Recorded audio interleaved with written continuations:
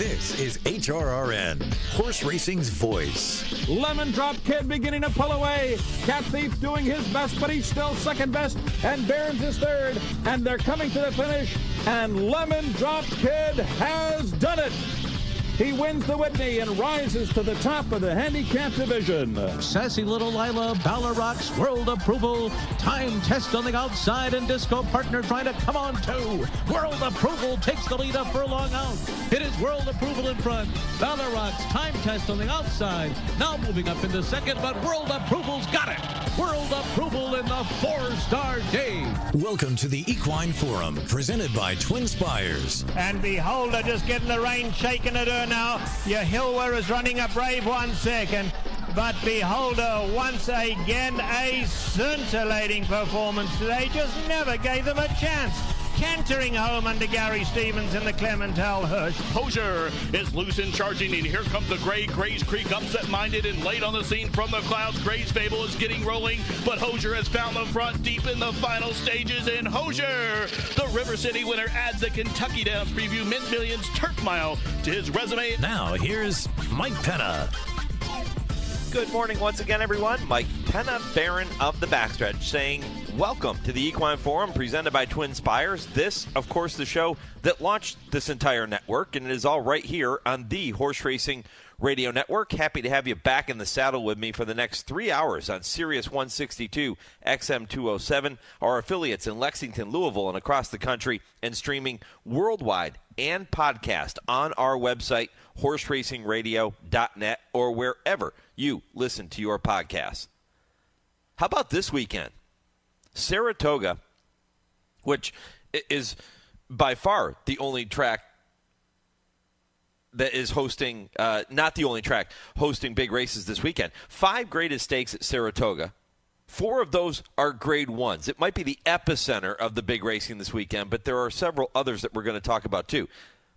But Saratoga hosting the Whitney, hosting the 4-star day, both of those grade 1s, both of those win-in-your-ins for their respective Breeders' Cup divisions. Then you have the grade 1 test, the grade 1 Saratoga Derby Invitational, and the grade 2 Saratoga Special, which is a race with a lot of history and always a fun race. At Del Mar, you have the win-in-your-in for the Breeders' Cup Distaff, the grade 1 Clement L. Hirsch. We'll get to see Copion stretching out again in that one. And then at Ellis Park, Kentucky Downs Preview Weekend. Today you have 3 $250,000 stakes, the Mint Ladies Turf Sprint, the Mint Millions Turf Mile, and the Nashville Derby. 3 more at Kentucky Downs tomorrow, or at Ellis Park tomorrow for Kentucky Downs Preview. And then you have the grade 3 pucker up as well. So 6 preview stakes this weekend. You're going to hear from Kevin Kerstein coming up in just a few minutes. Kevin, a popular guest throughout Churchill Downs in their run to the Kentucky Derby and even leading up into the fall meet. But Kevin also is on top of things when it comes to Ellis Park. 8:15 Eastern is when you'll hear from him. He'll walk through those stakes races to get you ready for their big day and their big weekend.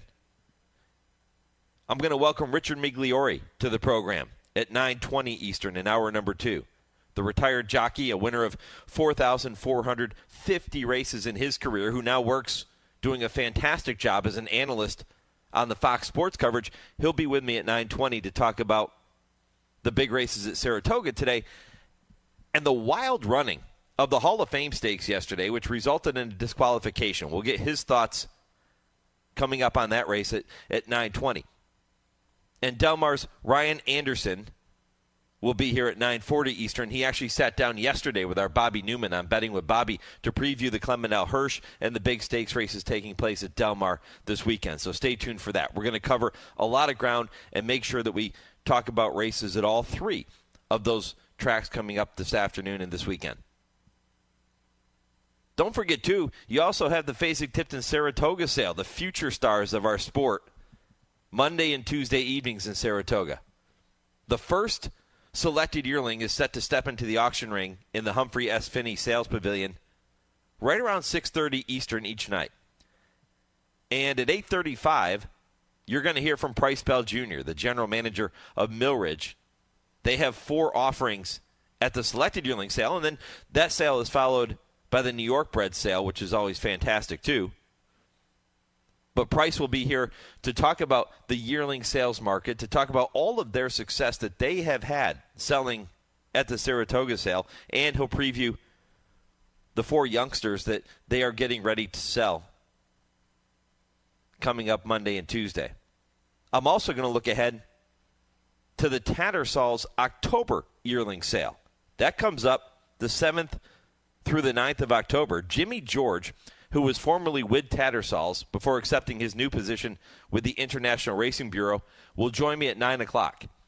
He'll not only talk about the sale and the success of the October Yearling Sale, but he'll also give you some insight into the horses making the trip across the pond for today's Grade 1 Saratoga Derby Invitational, and that's a list that includes morning line favorite Hot as Hell. So look forward to, stay tuned for that interview coming up at 9 o'clock, because there's going to be a whole bunch of information from Jimmy coming your way to kick off hour number 2. My poll question this morning, I was going to ask you which horse you liked to win the Whitney. But I thought maybe a more interesting angle, and yes, it's a very, very deep renewal. 8 millionaires set to go in the Whitney at Saratoga later today. Maybe a better angle is which horse has the best chance of pulling off the upset in today's Whitney. Now, I'll give you 4 choices. Skippy Longstocking, Highland Falls, Disarm, or Post Time. Which of those 4 has the best chance of pulling off the upset in the Whitney? None of them are going to be close to the favorites role. That will be fierceness and mind frame, battling it back and forth there. Sierra Leone, let's not forget about the reigning Breeders' Cup Classic winner. White Barrio, all he did was win the Whitney back in 2003 on way to taking the Breeders' Cup Classic. This is a stellar field. Super field. But which of the 4 horses I just mentioned has the best opportunity to pull off the upset? I don't think it's all that easy, because I think 3 of those 4 are legitimate upset contenders. I think the outlier among the 4 might be Disarm. He still has the most to prove. He is still looking for that breakthrough performance. Yes, he was second in the Travers at Saratoga, but he's still looking for that breakthrough performance on the big stage. Maybe it does come this afternoon, but he's probably the weakest link, if you will, among those 4. How about Skippy Longstocking? Another horse that is trying to break through at this level, this Grade 1 level. He's a multiple Grade 2 winner.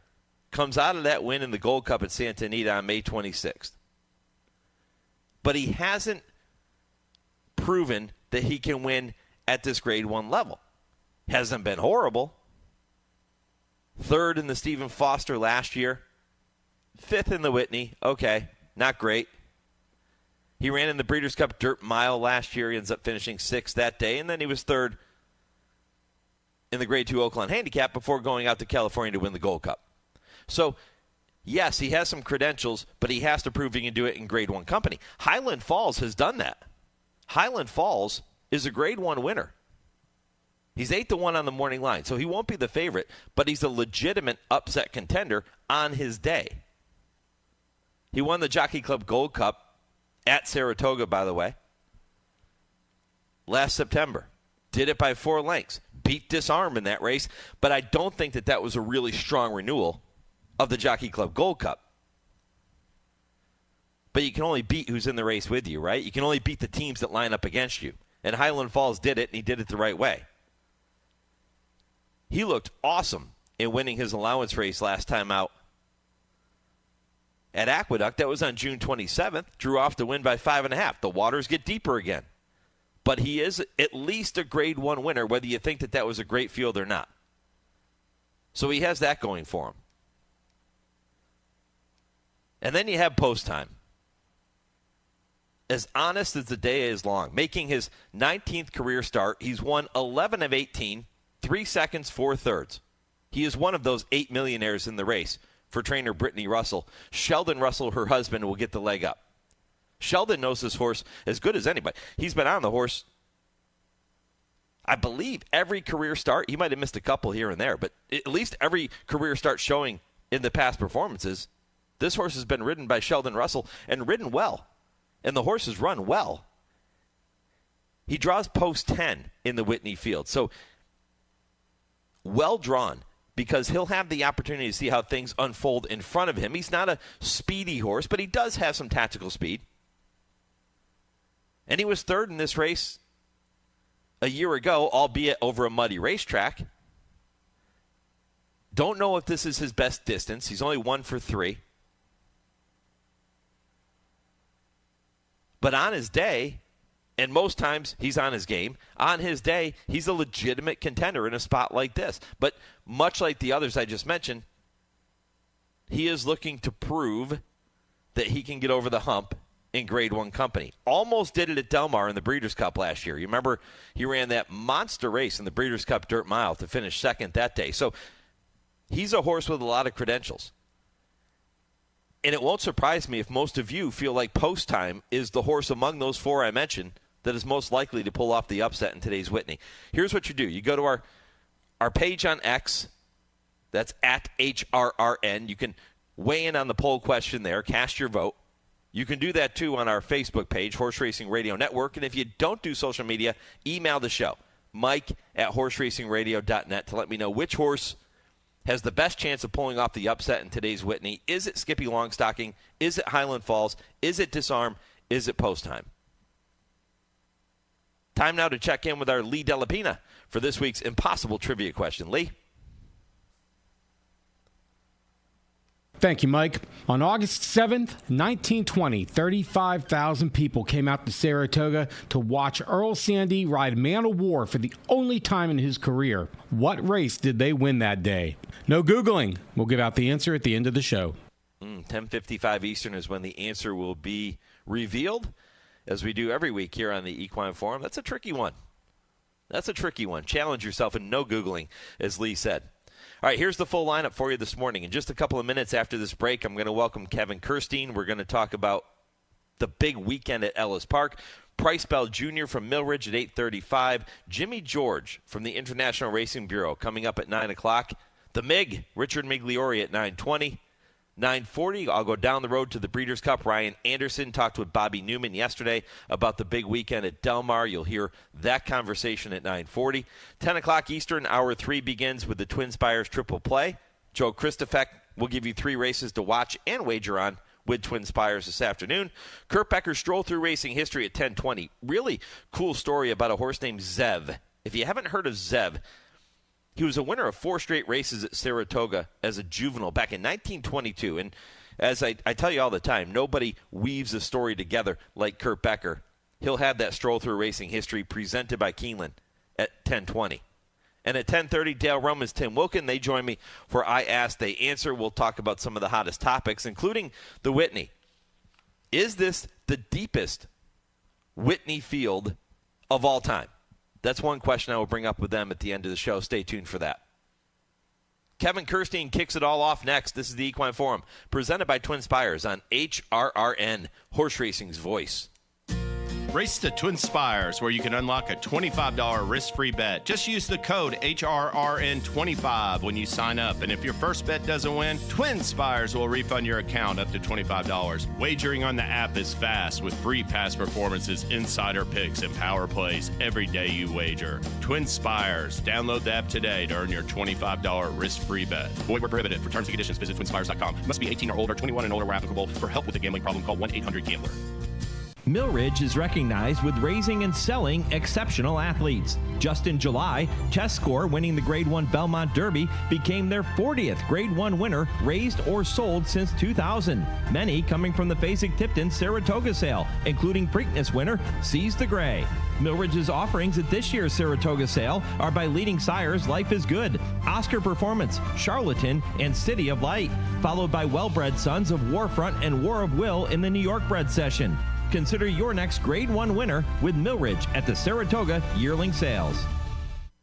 Live racing for the 25-day Ellis Park meeting begins Thursday, July 3rd and runs through Saturday, August 24th, with a record $4 million in stakes purses led by 7 stakes across Kentucky Downs Preview Weekend on August 2nd and 3rd, and 6 stakes on Sunday, August 10th, featuring the $300,000 Ellis Park Derby and the $200,000 Groupie Doll. Connections with Kentucky-bred horses will be competing for $100,000 maiden special weight purses and allowances up to $108,000, and horse players will have plenty of action throughout the summer. For a full list of events, visit EllisParkOwensboroGaming.com.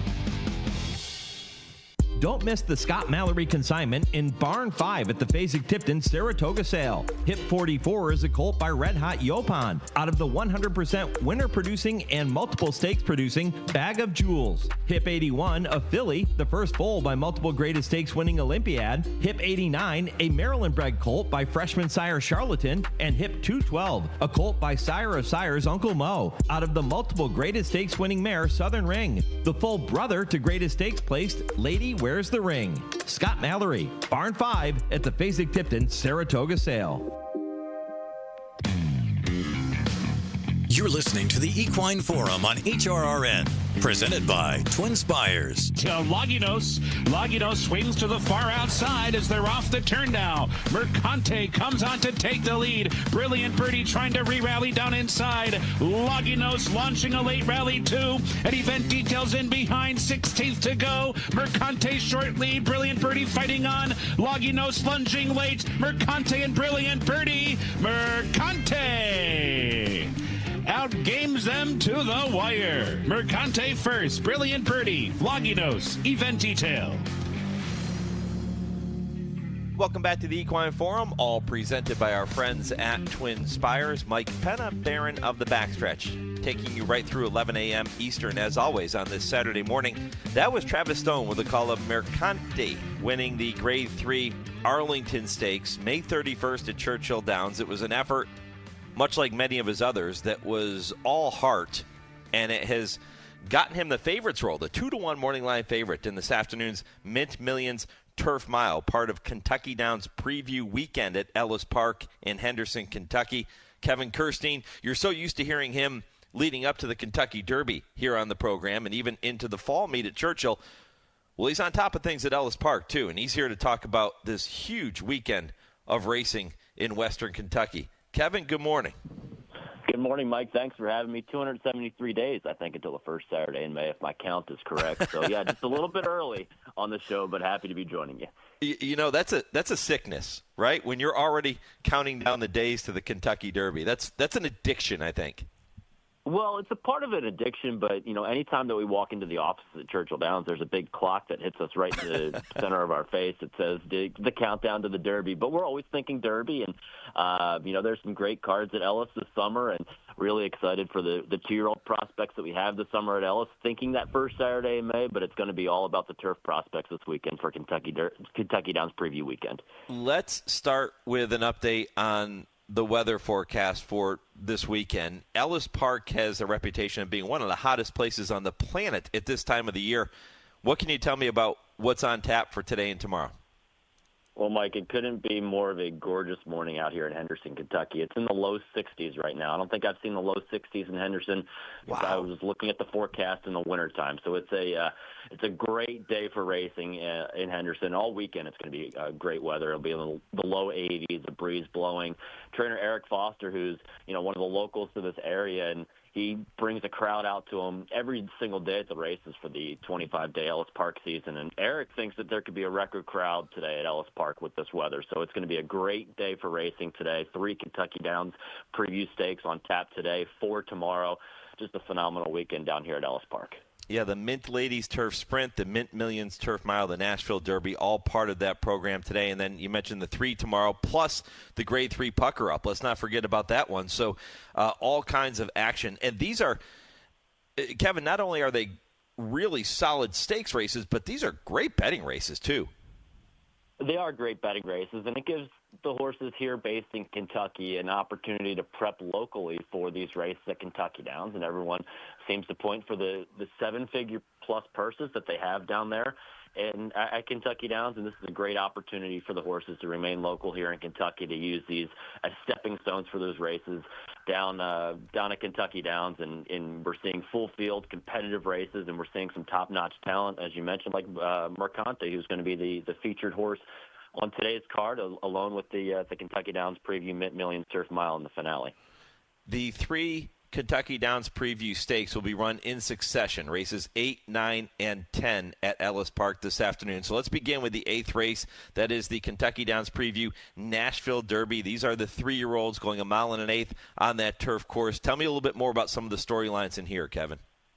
This field on paper, it's going to be a wide-open race for a lot of bettors in here. And Native Runner, I think, will probably take tepid favoritism. He is the 7-2 choice on the morning line for Calumet Farm and Kenny McPeak, with Brian Hernandez getting in the saddle once again on him. He ran second in the American Derby in his last start at Churchill Downs. He might be putting things together, but this field could be pretty deep. There's 2 horses in here for the Brad Copps camp, in Emergence and Siesta Key. They look to sort of have some breakthrough efforts here to see, if they match up for this Nashville Derby that'll be taking place down at Kentucky Downs in about 4 weeks. And then you have S-Mark for the Vicky Oliver camp, who's really coming into his own. Back-to-back victories, last 2 starts at Churchill Downs, 6-1 on the morning line. On paper, this is a wide-open race. If you can find an opinion you like as a gambler, I think you might be able to be a separator amongst the general public out there, because I can see this being a spread on many tickets. Kevin, Kentucky Downs is such a unique surface. You have that, it's more European style. You got the undulating surface where it kind of goes up and down, and all those types of things that the horses will have to face. What are you looking for with the horses in these races today to let you know, okay, they look like a horse that can handle that assignment coming up at Kentucky Downs? I think that might be a little bit tough to see if they can handle it. I think it's more or less of seeing the horses that might need a race or might need some of those turf earnings to get into those races at Kentucky Downs, because they all seem to overfill. So, there's John Service has a horse, Irish Maxima, who we'll talk about in a second, who doesn't have those turf earnings, but she's been very impressive in her career. So just trying to see if they take to the surface, and if they do get some of those earnings. Highway Robber's another horse. He doesn't have to win tomorrow, but he's aiming for the Kentucky Downs Turf Cup at Kentucky Downs. So, just trying to figure out the horses that, may need a start, may need some of those turf earnings to be either a fade in these starts, or, just trying to say, is this the race at Kentucky Downs where they might be a little bit overmatched down there in Franklin? Okay, let's talk about Irish Maxima since you just brought her up. She will go in the 9th race, the second of 3 Kentucky Downs Preview Stakes this afternoon. That's the ladies' turf sprint. It's 5.5 furlongs on the lawn, purse of $250,000. Tell me a little bit more about Irish Maxima and then this field. She's cross-entered tomorrow as well. She wasn't an early scratch as of yesterday, and she's sort of a tweener. This race goes at 5.5 furlongs on the turf at Ellis, and then she's entered in the Kentucky Downs Ladies Mile Preview tomorrow. So, she's been running 7/8 and 3/4 up in the Northeast, and has been very impressive for the Service camp. He's kept some horses at Turfway Park this winter and has run down here at Ellis with a couple of starters. And Irish Maxima, if she can take to the turf, I think she could be pretty impressive in this start. She does have that tactical speed on the dirt. Will she transfer that to the turf? That's still to be determined. From a gambling perspective of this race, I'm really looking to sort of base my tickets around Accomplished Girl, the number 4 for Eric Asmussen and Steve Asmussen. She's very speedy, and she got into a little bit of a tough trip last time out. I've been so impressed with Eric Asmussen and the coming out party that he's had, the leading apprentice rider from last year in North America. He's one of those riders that gets to the paddock. He's the first rider to come to the paddock every single race. He's a student of the game, obviously, with his father, Steve. And Eric has been riding lights out, and he rode 2 winners yesterday at Ellis Park. And I think he just fits this mare very well. She can go to the lead. She doesn't have to be on the lead, and there's not a whole lot of speed to her outside. So from a gambling perspective, I'm looking at her, but this is a race where if Irish Maxima can take to the turf and show some of those dirt numbers that she has, she could be the fastest filly of them all in here. And it is pronounced Maxima, not Maxima. That's up to Tony Kalo. I'm a tomato, potato kind of guy. I want to make sure, I'm a stickler for those kind of things. I want to make sure I get it right. I know I said Maxima, you said Maxima. I just want to make sure that we get this one right, because she very well could be standing in the winner's circle after this race, or maybe after the race tomorrow. You said she's cross-entered. You were talking about jockeys. How cool is it, Kevin, to see Tyler Gaffalione back in action and doing well? It's just so great, and Tyler is one of those where when he got injured this winter down at Gulfstream, Tyler loves the action. He loves to be around horse racing. He's addicted to this sport, as many of us are, and so I can only imagine that time on the sidelines of him being away. But he's sort of riding as many horses as he can, working for as many barns as he can in the mornings at Churchill Downs. It's great to see Tyler being here at Ellis Park in the summertime. It just speaks to the program at Ellis Park too, of with these purses being as the most competitive in North America, and in drawing the top connections, the top barns, the top outfits, and Tyler Gaffalione being here, and he's going to be vying for that leading rider title, I think, in this back half of the season here at Ellis Park. Kevin Kerstein with me here on the Horse Racing Radio Network, walking through Kentucky Downs Preview Day number 1 at Ellis Park this afternoon. How about the Mint Millions Turf Mile? That's race 10, 5:12 Eastern, 4:12 locally in Henderson. 1 mile on the turf course. Tell me about some of the big names here. We already talked about Mercanti. He's the 2-1 morning line favorite. Yeah, Mercanti is going to be, probably a single on a lot of people's tickets just because of his resume that he's bringing into this race, winning the Arlington Stakes, finishing second in the Old Forester Bourbon Turf Classic on Kentucky Derby Day. He scratched out of the Wise Dan at Churchill Downs, and trainer Brian Nippenberg just wasn't happy with the way that he came out of his last work, but has worked 3 subsequent works in Oldham County here in Kentucky at the Skylight Training Center. And so I do believe that he is going to, come into his top form into this race. They've been pointing for this race after that Wise Dan, just saying, look, he just wasn't happy out of that last work, and really looking forward to this race this afternoon. But there's some other horses in here that draw some intrigue, too. There's several, horses with graded stakes experience. Epic Ride shows up in here. Beach Gold for Patrick B. and Cohn shipping in from Florida. Greenlight is one of those that doesn't have the graded stakes experience, but he's coming in great form for Rudolph Brissett and Peter Blum in his second start off of a layoff. 10-1 on the morning line for Tyler Gaffalione, who we just mentioned, who is riding lights out in his return from injury. So keep an eye on him, as well as Encino. He's another one for the Brad Cox camp, who likes to show speed, but has shown a different dimension last time out, rallying from off the pace on the turf. So he may be coming into his own on the turf as well. A really solid race. And don't forget Taking Candy as well. This just shows the depth of this field, breaking from the rail with Brian Hernandez Jr. and Cherie DeVoe finishing second to his stablemate in the Wise Dan Brilliant Birdie in his last start. A really competitive race to close things out in race 10, but I do think it runs through Mercanti, number 2. Which storylines will you have your eye on tomorrow? Tomorrow I think that the turf sprint, which closes things out, is really going to be the race of the day. It features the 2023 Breeders' Cup Turf Sprint winner, No Balls, who is just trying to sort of come back into his own for Larry Ravelli. He's the 5-2 morning line favorite. Joe Shiesty, the local hope for Eric Foster, who's aiming for those races at Kentucky Downs. He came back from some time on the farm as good as ever. Really looking forward to seeing him. And Coppola could be the speediest of them all for Dale Romans. I hope you can get some info from him at the end of the show with Coppola, who breaks from the rail, who is really just danced every dance for Dale, and really appreciate a horse like this, who is not afraid to run back every 3 or 4 weeks for Dale. It's a really intriguing race number 10, the Kentucky Downs Preview Turf Sprint on tomorrow's card, one of 4 stakes races on the Ellis Park program. Any special wagers tied to today's or even tomorrow's preview stakes? The one thing to keep an eye on for the gambler's perspective today is the $3 all-turf pick 3, which has been returning well into the 4 figures, sometimes getting close to 5. And so that'll encompass all 3 of the stakes races today on the program, races 8, 9, and 10. $3 all-turf pick 3. Keep an eye on the TwinSpires.com app for some great promotions there as well. Tomorrow's an all-stakes, all late pick 4, all turf late pick 4, starting in race number 7 with those Kentucky Downs preview races tomorrow.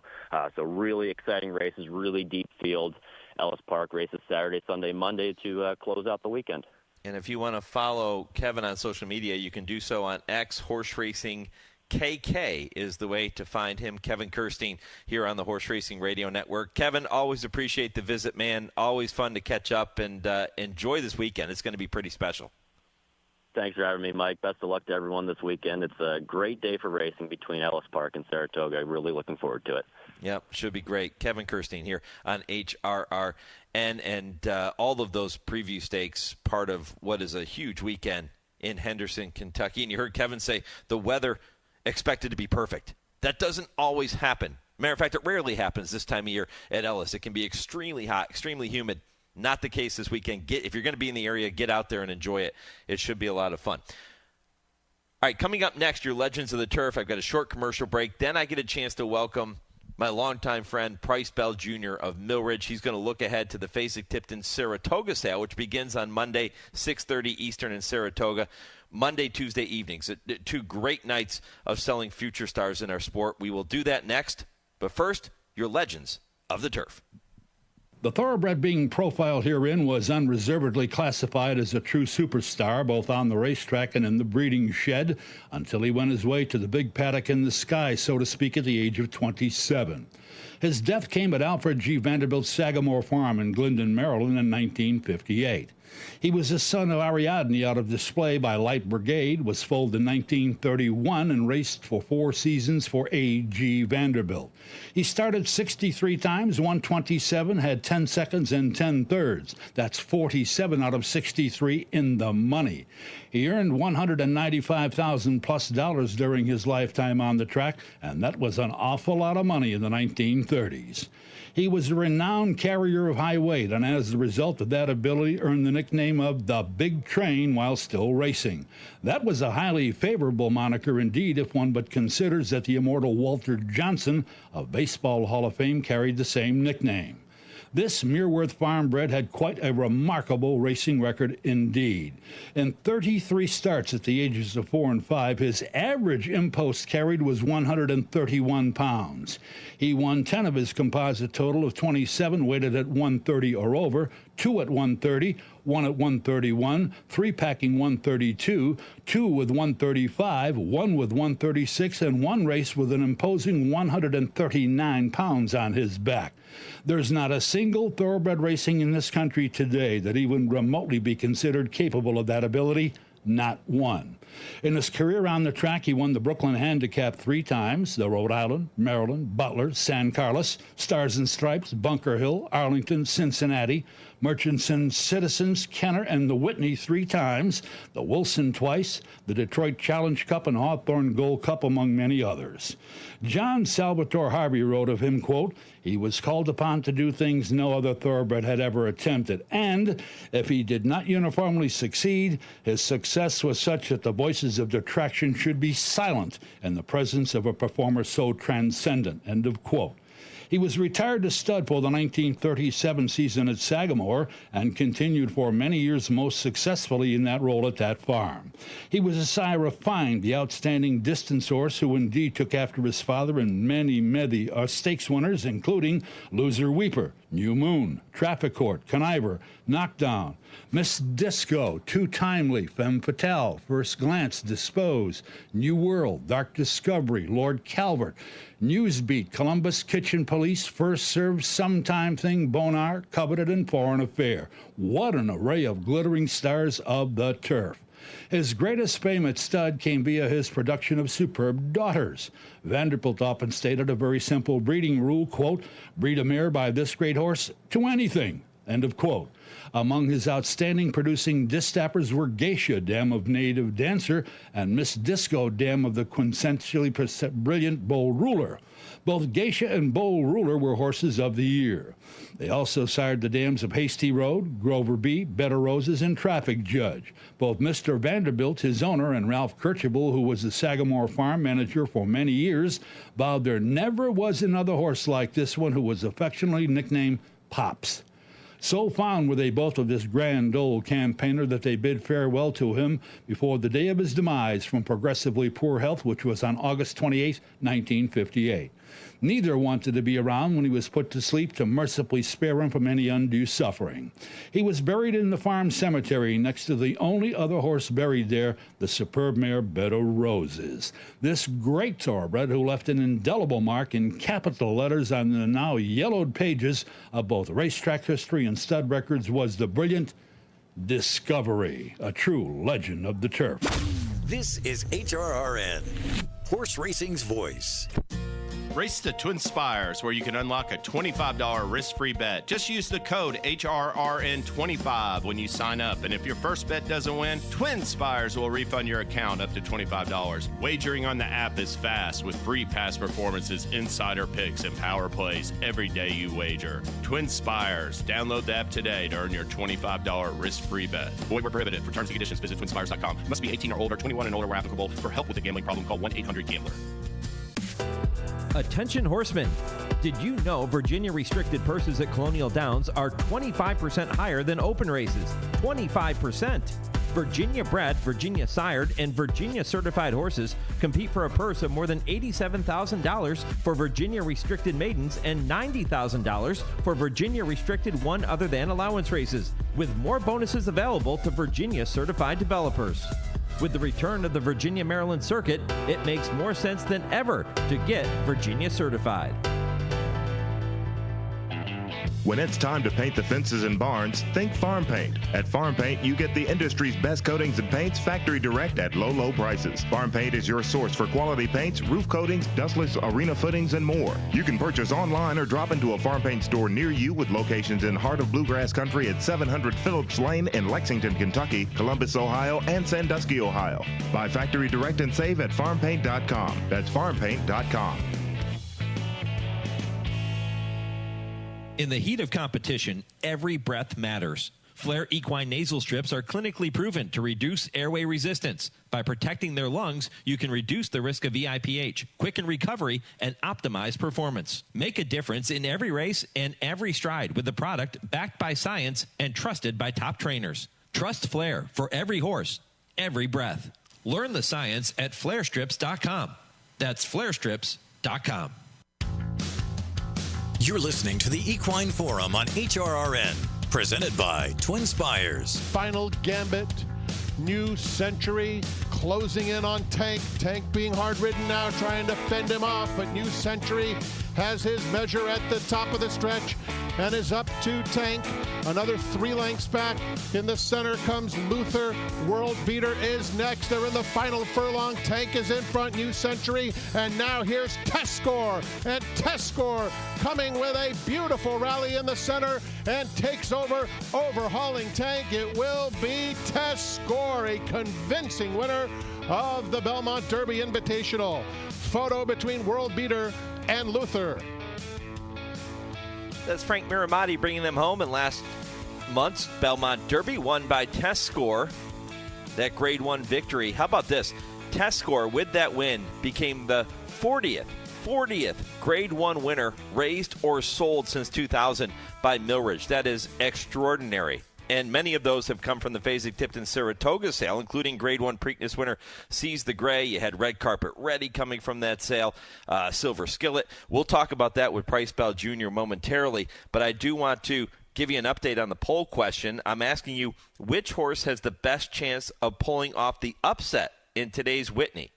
Is it Skippy Longstocking? Is it Highland Falls, Disarm, or Post Time? So far, 37% of HRN Nation going with Highland Falls as the horse most likely to pull off the upset at the graveyard of favorites. We'll see how this all unfolds. If you don't do social media, you can go ahead and email the show, mike@horseracingradio.net, and I will update the poll question later in the program. Well, the Saratoga Sale, the Fasig-Tipton Saratoga Sale, begins on Monday evening, 6:30 Eastern, same time for Tuesday evening. Price Bell Jr. is the general manager at Millridge. He's with me now here on HRRN. Price, good morning. Good morning, Mike. How are you? Doing well, my friend. Congrats on that accomplishment. 40 Grade 1 winners. It really is so humbling and such a incredible achievement for everybody who's associated with Millridge. I mean, we've been so blessed to have so many incredible people and clients, and then the horses that we've gotten to associate with together has just been truly what it's all about and why you wake up every day. For people that have never attended the Fasig-Tipton Saratoga Sale, set the scene for me. What's the atmosphere like leading up to it, and then, of course, when we get there on Monday evening? Well, right now it is an absolute Chamber of Commerce day here in Saratoga. I'd say it's 65 degrees, no humidity, crisp blue sky. Lines starting to form. Getting ready for the Whitney day, and the sale grounds here are just they're just absolutely beautiful. They've got a ton of old maple trees that kind of I wouldn't say tower, but just kind of like the barns nestle underneath them, and so it's just this beautiful kind of very kind of peaceful setting. And then you look around and you just see outstanding horses that are all here representing, dreams that in a year or 2 years they'll be across the street competing on a day like today. So it's just it's a really, I don't know, it's what it's all about. What we're really all trying to work towards. Price, that was one heck of a scene set. If you ever want to give up this Millridge gig, you're more than welcome to come work with me on the radio. That was fantastic. Well, I appreciate that. I've always been told I have a face for it, so maybe that'll be a later career, right? Well, I can tell you have a voice for it, and I know that voice is familiar to so many buyers that come by the Millridge consignment every single year. You'll be in Barn 5. You have 4 offerings at this year's Saratoga Sale, all fillies. One by Oscar Performance, one by Charlatan, City of Light, Life is Good. Tell me about your offerings. We're very lucky to bring a great group of fillies up here, all with nice pedigrees, but all really athletic, nice horses. We've had great success selling. Like Red Carpet Ready was a lovely, moving, athletic filly from the first crop of Oscar Performance, and she, we bring her up here so we can really showcase her. In fact, we had a TDN Rising Star a week ago named Time to Dream, who is Red Carpet Ready's half sister by Not This Time, and we sold her here last year. So I mean, we're riding an incredible, high of that's what it's all about, right? We hope that we can bring a horse up here, and I do think that the great pleasure in selling horses here is that you really have an opportunity to develop a relationship with the buyer. I mean, the time that the horses are here, the number of times they're shown, the questions and engagement. So, you never know what will happen in a live auction, but you do know that the buyer who buys them will have all the information that they want, and really that opportunity to fall in love and dream that they could be here this time next year. This is a sale that is much different than what we'll see in September at Keeneland, where there are far more horses on offer. Your consignment will be much bigger for that sale than it is for this sale. I mentioned the 4 horses set to go under the gavel Monday and Tuesday from Millridge. Talk about the difference in the type of horse price that you want to bring to Saratoga as opposed to the horses that you'll bring to Keeneland later on. It all really is that individual. And we want to bring a horse to Saratoga that, has a bit of a story maybe, or something that we can, really add value in being able to, develop that relationship with the buyer, and to be able to really give them all the information that they might need. And in September, it's an incredible marketplace. It's certainly, and there's a lot of horses, and in that being a lot of horses, there's opportunity for value for buyers, and that gives, that creates a great amount of demand. I think at times this sale can be, some buyers might be intimidated, thinking that they can't afford a horse, or that it's only going to be the most expensive horses. But, we sold Red Carpet Ready for $180,000, and I think the average that year was $420 or something like that. So I think every horse is an individual, and we just, we have a very kind of boutique draft each year, and we go through each one and think, where can we give this horse the best chance? Where can we, add the most value for our clients to hopefully get them not only the best price, but really the best price and the best hands to carry that horse forward to the racetrack. Price, this is really, I'll call it the official kickoff to yearling sales season, when you start to see some of the top-class future stars of our sport go through the auction ring. We come out of the 2-year-old and training sales. Where do you see this yearling sales market as we enter this stage of 2025? You know, if we didn't have hope, we'd be in the wrong sport, right? So I'm very well said. So I'm very hopeful. You know, I think that we've also come through like as exciting a Triple Crown season as I can remember. You know, I mean, to have horses like Journalism and Sovereignty just battling and that excitement, and then, I mean, it's, you know, and then to have a day like today that Naira's put together on Whitney Day, like, it's as good a card as, you know, that can happen to be. I don't know.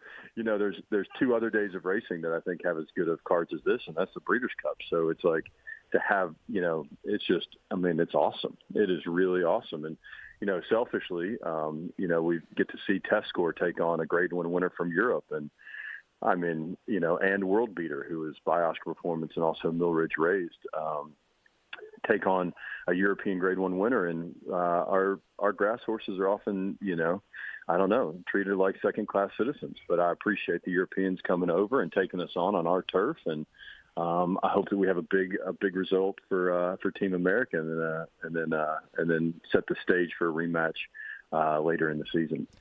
Oscar Performance is a horse I talk about quite often on the program. He's one of 3 stallions standing at Millridge. He joins Aloha West and Casa Creed in that category. Boy, you have to be over the moon at the success that you've been able to celebrate with Oscar Performance. No, it really has been such a blessing for the Ammermans and their family, who've been such great supporters of our family and the relationship that they've had with my dad and my grandmother, and to, you know, have Oscar Performance do what he has done in the face of, you know, I wouldn't say that that everyone expected it, you know, and it's a very big team effort, and, you know, for a lot of great shareholders who believed in him and the opportunity for whether it be turf racing but he's sowing dirt horses. And I think what he's done that is so hopeful and inspiring is that he's really moved his mares up. You know, that's all you can ever dream a stallion do. You know, Price, as we were talking earlier about transitioning into the yearling sales season, I had another thought. With Fasig-Tipton now moving to the restricted whip rule for their 2-year-old and training sales, maybe OBS follows suit. Who knows? I haven't heard if they're going to or not at this point anyway. But let's say that becomes a thing in our industry. How does that affect the way that buyers will then look at yearlings that they might look to pinhook at a 2-year-old and training sale? Does that change the market?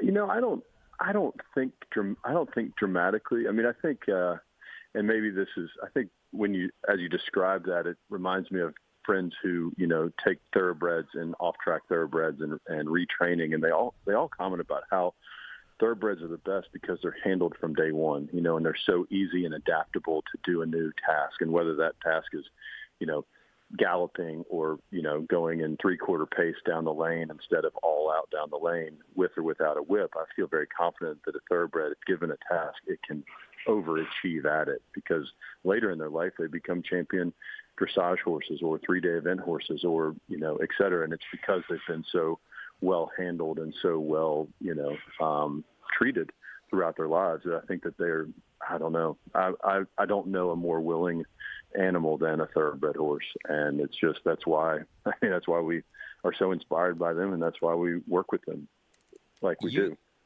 Price, you get to go to work every day at one of the most beautiful farms throughout central Kentucky and anywhere in the world at Millridge. You know, your family legacy is well known. What's it like walking in every single morning, looking at the horses? I mean, it just has to be a dream come true.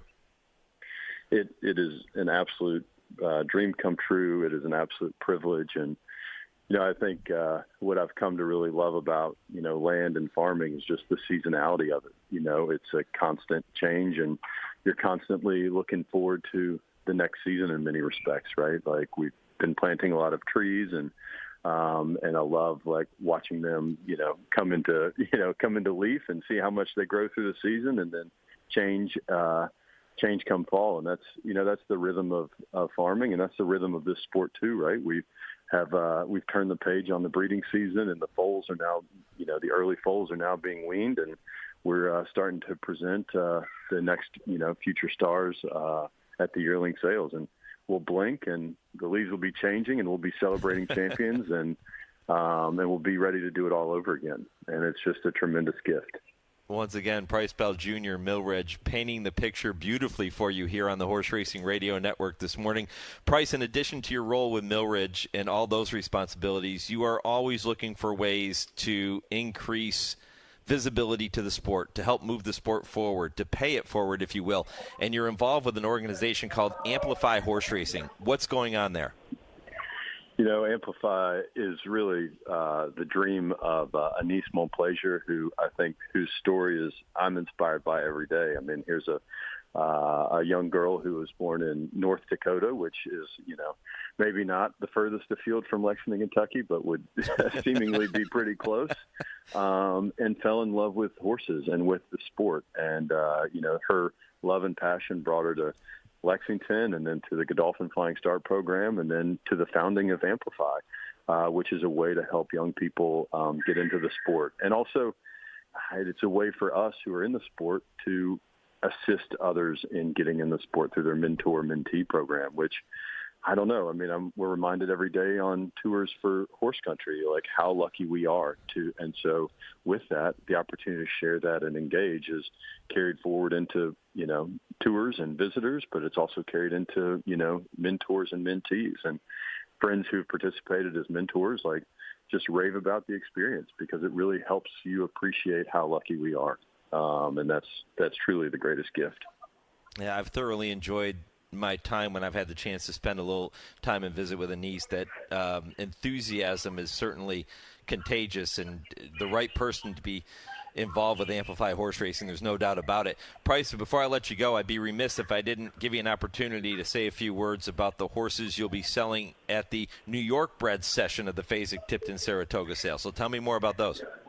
No, it's we sell two colts, so we're all fillies for the select, and then all colts for the preferred. But New York has done just a phenomenal job of, I think they've really, driving our industry forward. What they're doing at Belmont Park is so inspiring, along with many racetracks and the investments that are being made in that fan engagement and participation. But, going forward in the next few years, you're going to have, more than half of the races are going to be competed in throughout the year on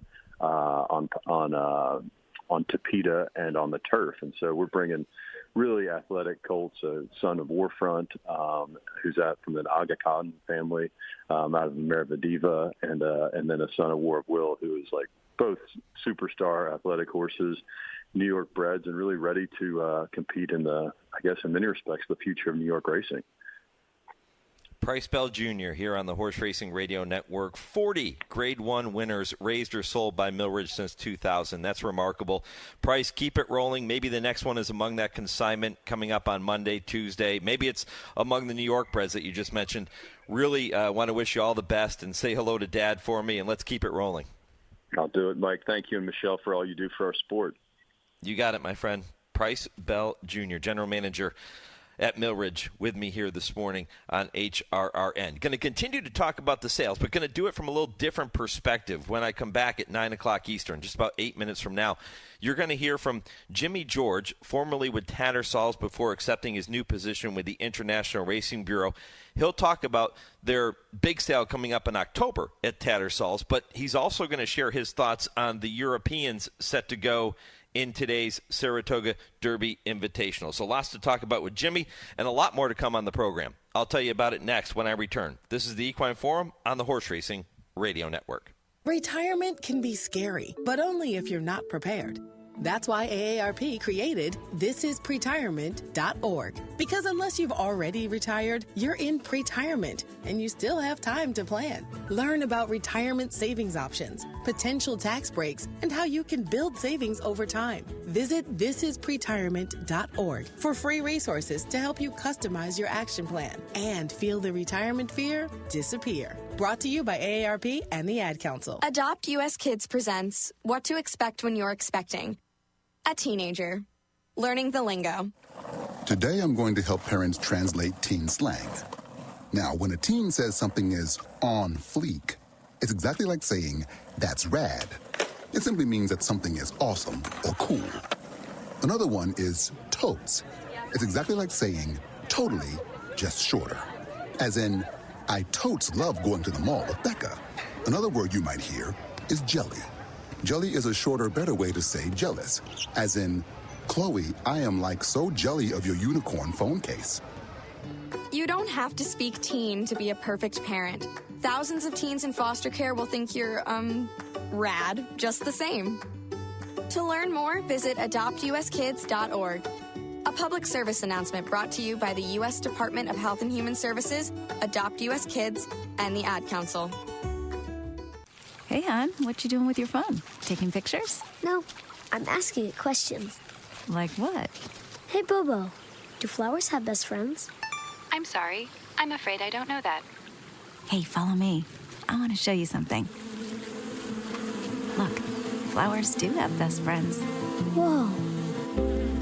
Some answers can only be found in nature. Discover the unsearchable. Visit discovertheforest.org to find a trail near you. Brought to you by the United States Forest Service and the Ad Council. Free health care. Hundreds to more than $1,000 per month in disability compensation and tens of thousands for college tuition. These are just some of the U.S. Department of Veterans Affairs benefits that may be available to veterans. VA is focused on customer service like never before. Choose VA and see why veterans' trust in VA reached an all-time high. Claim the benefits you've earned at choose.va.gov. Thursday evenings, 6 to 7 p.m. Eastern, is the Brisnet.com call-in show. It's your chance to call in and let the Horse Racing Radio Nation know what's on your mind. Call us at 888-966-HRRN. That's 888-966-4776. And discuss the topics you choose in the world of thoroughbred racing. The Brisnet.com call-in show. Sirius 162, XM 207, and streaming live at horseracingradio.net. You're listening to the Equine Forum on HRRN, presented by TwinSpires. At the top of the stretch, Cabo Spirit comes after Goliad. Mi Hermano Ramon is cut loose in the center, and King of Gosford is starting to storm home, as well as Formidable Man, both of whom are absolutely flying. Cabo Spirit, Mi Hermano Ramon, King of Gosford's getting to them. King of Gosford, perfectly timed by Flavian Pratt to win the Shoemaker Mile. Mi Hermano Ramon and Cabo Spirit. Once again, Frank Miramati bringing them home in the Shoemaker Mile. King of Gosford getting the victory in that race. He is one of several Grade 1 winners to graduate from the Tattersalls October Yearling Sale. That sale coming up Tuesday the 7th through Thursday the 9th of October. It's Europe's premier yearling sale, and they're coming off of a record-breaking renewal in 2024. I'm going to talk more about that sale coming up with Jimmy George. Also, too, to tie it all together, what we were just talking about with Fasig-Tipton, McCulloch, who is a Grade 1 winner, came from that same sale, the Tattersalls October Yearling Sale, then went on to top the Fasig-Tipton November sale at $6 million after bringing 180,000 guineas at Tattersalls October Book 1. So how about that? So that kind of ties it all together, and you'll hear from Jimmy George coming up momentarily. I also want to pass along an update on the poll question here this morning. I'm asking you, which of these four horses has the best chance of pulling off the upset in today's Whitney? Skippy Longstocking, Highland Falls, Disarm, or Post Time? And it's still Highland Falls. 35% of you siding with the horse among those four, who is a Grade 1 winner. 31% for Post Time, 19% for Skippy, and 15% for Disarm. And I told you at the top of the show, I think Disarm is probably the outlier among these four. He has the most to prove. He's the one that has yet to break through on the big stage as of yet. All of those horses trying to prove that they're at the same level of a Mind Frame or a Fierceness or a Sierra Leone. They're looking for that signature win. Maybe it comes today. But so far, 35% of you saying you think it's going to be Highland Falls is the most likely one of those four. To pull off an upset, you can keep the votes coming at HRRN on X. Horse Racing Radio Network on Facebook, or if you don't do social media, email your thoughts to me, Mike at horseracingradio.net. I also want to send our thoughts and condolences out to our dear friends at Airdrie Stud and to Centennial Farm, Don Little Jr., and all the partners involved with Grade 1 winner Preservationist who died in Korea on July 19th, according to the Korea Racing Authority. That was a horse that was standing at Airdrie and really well received by Korean breeders, but was lost to colic. So our thoughts going out to them. That's always tough. It's like losing a family member. And just want to let you guys know that we're thinking about you here on the Horse Racing Radio Network this morning. If you're going to be in Lexington, whether it's for the horse sales we were talking about, whether it's for the race meet at Keeneland coming up, whether you're going to be traveling through, if you're going to be at Ellis Park this weekend, traveling through Lexington, and you're looking for an incredible meal in a wonderful atmosphere, I tell you every week, the only place to go, the only place, is Tony's of Lexington. They're on Main Street right behind Rupp Arena. By far the best steak that I have ever had anywhere with all of our travels all over the world with HRRN. Tony's is by far the favorite. It's not even close. My favorite's the Sir Barton. That's a New York strip. You can get the ribeye, bone-in ribeye. The fillets are incredible. And yeah, they tell me the sea bass is pretty good too, but I've never tried it. I'm not a fish guy. But go there. Check it out. Call now to get your reservations. They are very busy. Call them, line up your reservation when you're going to be there. Then let me know what you think about it. Feel free to email the show, Mike at horseracingradio.net. Let me know your thoughts. I promise you, you will not be disappointed. Great atmosphere, great service, great food. Tony's of Lexington. All right, when I come back, I'll get you set for the rest of the program. That kicks off with Jimmy George momentarily from the International Racing Bureau. The MIG, also part of Hour 2. I'm back with that hour right after this 10-second pause for station identification right here on the Horse Racing Radio Network, where racing comes to talk.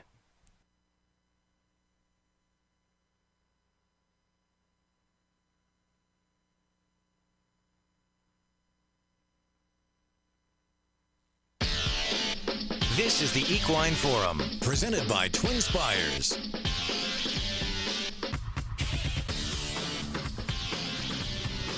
Welcome back, Hour 2 of 3 here on the Horse Racing Radio Network. Mike Penna, Baron of the Backstretch, with you on a huge weekend for thoroughbred racing. Awesome stakes races at Saratoga. Great racing at Ellis Park. Fantastic racing at Del Mar.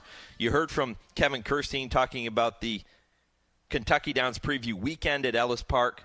He joined me in the first hour of the program. You heard from Price Bell Jr. looking ahead to the Fasig-Tipton Saratoga Sale, which comes your way Monday and Tuesday. And now plenty more conversation in the next 2 hours. Jimmy George from the International Racing Bureau will be with me shortly. The MIG, Richard Migliore, Fox Sports analyst, retired jockey who does a great job. He'll be here at 9:20, and then we'll go down to the road to the Breeders' Cup at 9:40 with Ryan Anderson, who took time yesterday to visit with our Bobby Neuman on Betting with Bobby. They talked about the big weekend coming up at Del Mar, including the Grade 1 Clement L. Hirsch. 10 o'clock Eastern, the TwinSpires Triple Play. Joe Kristufek has 3 races for you to watch and wager at TwinSpires this afternoon. Kurt Becker, Stroll Through Racing History at 10:20, and at 10:30, I Ask, They Answer with Dale and Tim. They will be here to tackle some of the hottest topics in the sport today. And I'm going to ask you, I'm going to ask them, if this is the deepest Whitney field of all time. Now, all time is kind of a bit of a stretch, right? I mean, there have been a lot of renewals of this fantastic horse race. But is this the deepest one, at least in recent memory anyway? 8 millionaires as part of this field. 8 millionaires. And it's just one of 4 Grade 1 races on the card today. You just heard Price Bell in the first hour of the program talking about the fact that this is as good of a day of racing, a card that we see outside of the Breeders' Cup. And I would say maybe even Kentucky Derby Day. Maybe Belmont Day, too. Maybe Belmont Day.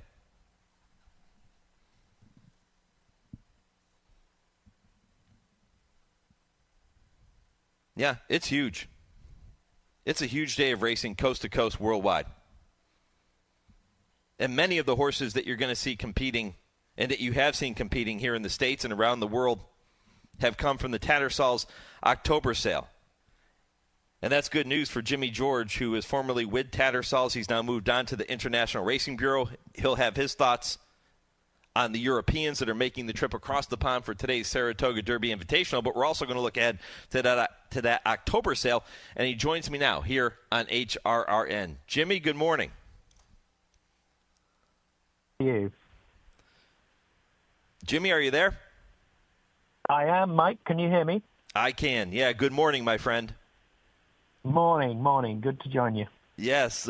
Listen, this is a huge weekend of racing. I was just kind of outlining some of the things that we're going to see this weekend. But so many of the top horses we've seen over recent years and in the past have come from this Tattersalls October Yearling Sale, which will take place the 7th through the 9th. It is Europe's premier yearling sale. So tell me a little bit more about that sale, and then we'll get into some more things that are taking place this weekend. Yeah, look, Mike, it's widely regarded as Europe's premier yearling sale, and that's for a very, very good reason. It genuinely lives up to that billing, not just in terms of the quality of the catalogue for Book 1 of the October Yearling Sale, which every year sort of features the cream of the European yearling crop, but also in terms of the racecourse achievements of the graduates of the sale, which just year on year it outperforms any other yearling sale, and that's the key to its success. Yeah, if you look at the statistics, you see 9 Grade 1 winners of 14 Grade 1 races have been produced from the Tattersalls October Yearling Sale since 2022, and then 25 Greatest Stakes winners of 48 Greatest Stakes since 2022. So the sale has had an impact here in the U.S., but certainly around the world. Absolutely. I mean, it's extraordinary global influence of this particular sale. And look, added another Grade 2 winner in slightly controversial circumstances yesterday in the shape of Luther, who won the Hall of Fame, on a DQ, which, as I say, was slightly controversial, but he ran a huge race anyway. And again, not only is it consistently producing these sort of top-level performers, but an awful lot of them are very reasonably bought. They're not costing fortunes in relative terms. Luther, is a very well-bred son of Frankel, who's arguably the best turf sire in the world. He cost 250,000 guineas, which is, as I say, in terms of the level of performers that this sale is producing year after year, so many of them are very reasonably priced. And another recent Grade 1 winner, Chad Brown's dynamic pricing, yet another Grade 1 winner for the Chad Brown Klarovich axis. She cost 170,000 guineas. This is happening year after year after year, and I think that's what the buyers, not just within Europe but further afield and North America in particular have focused on. Jimmy, Price Bell Jr. of Millridge was with me in the first hour of the program, and I asked him about the type of horse, the type of yearling that he will look to bring to the Saratoga sale as opposed to the type of horse that he will look to bring to the September yearling sale at Keeneland later this season. What type of horse can buyers expect to find when they show up at the Tattersalls October yearling sale? Quality is the word that springs most readily to mind. Mm-hmm. But equally, I think that the crucial feature of Book 1 of the October Yearling Sale is that there is something for everyone.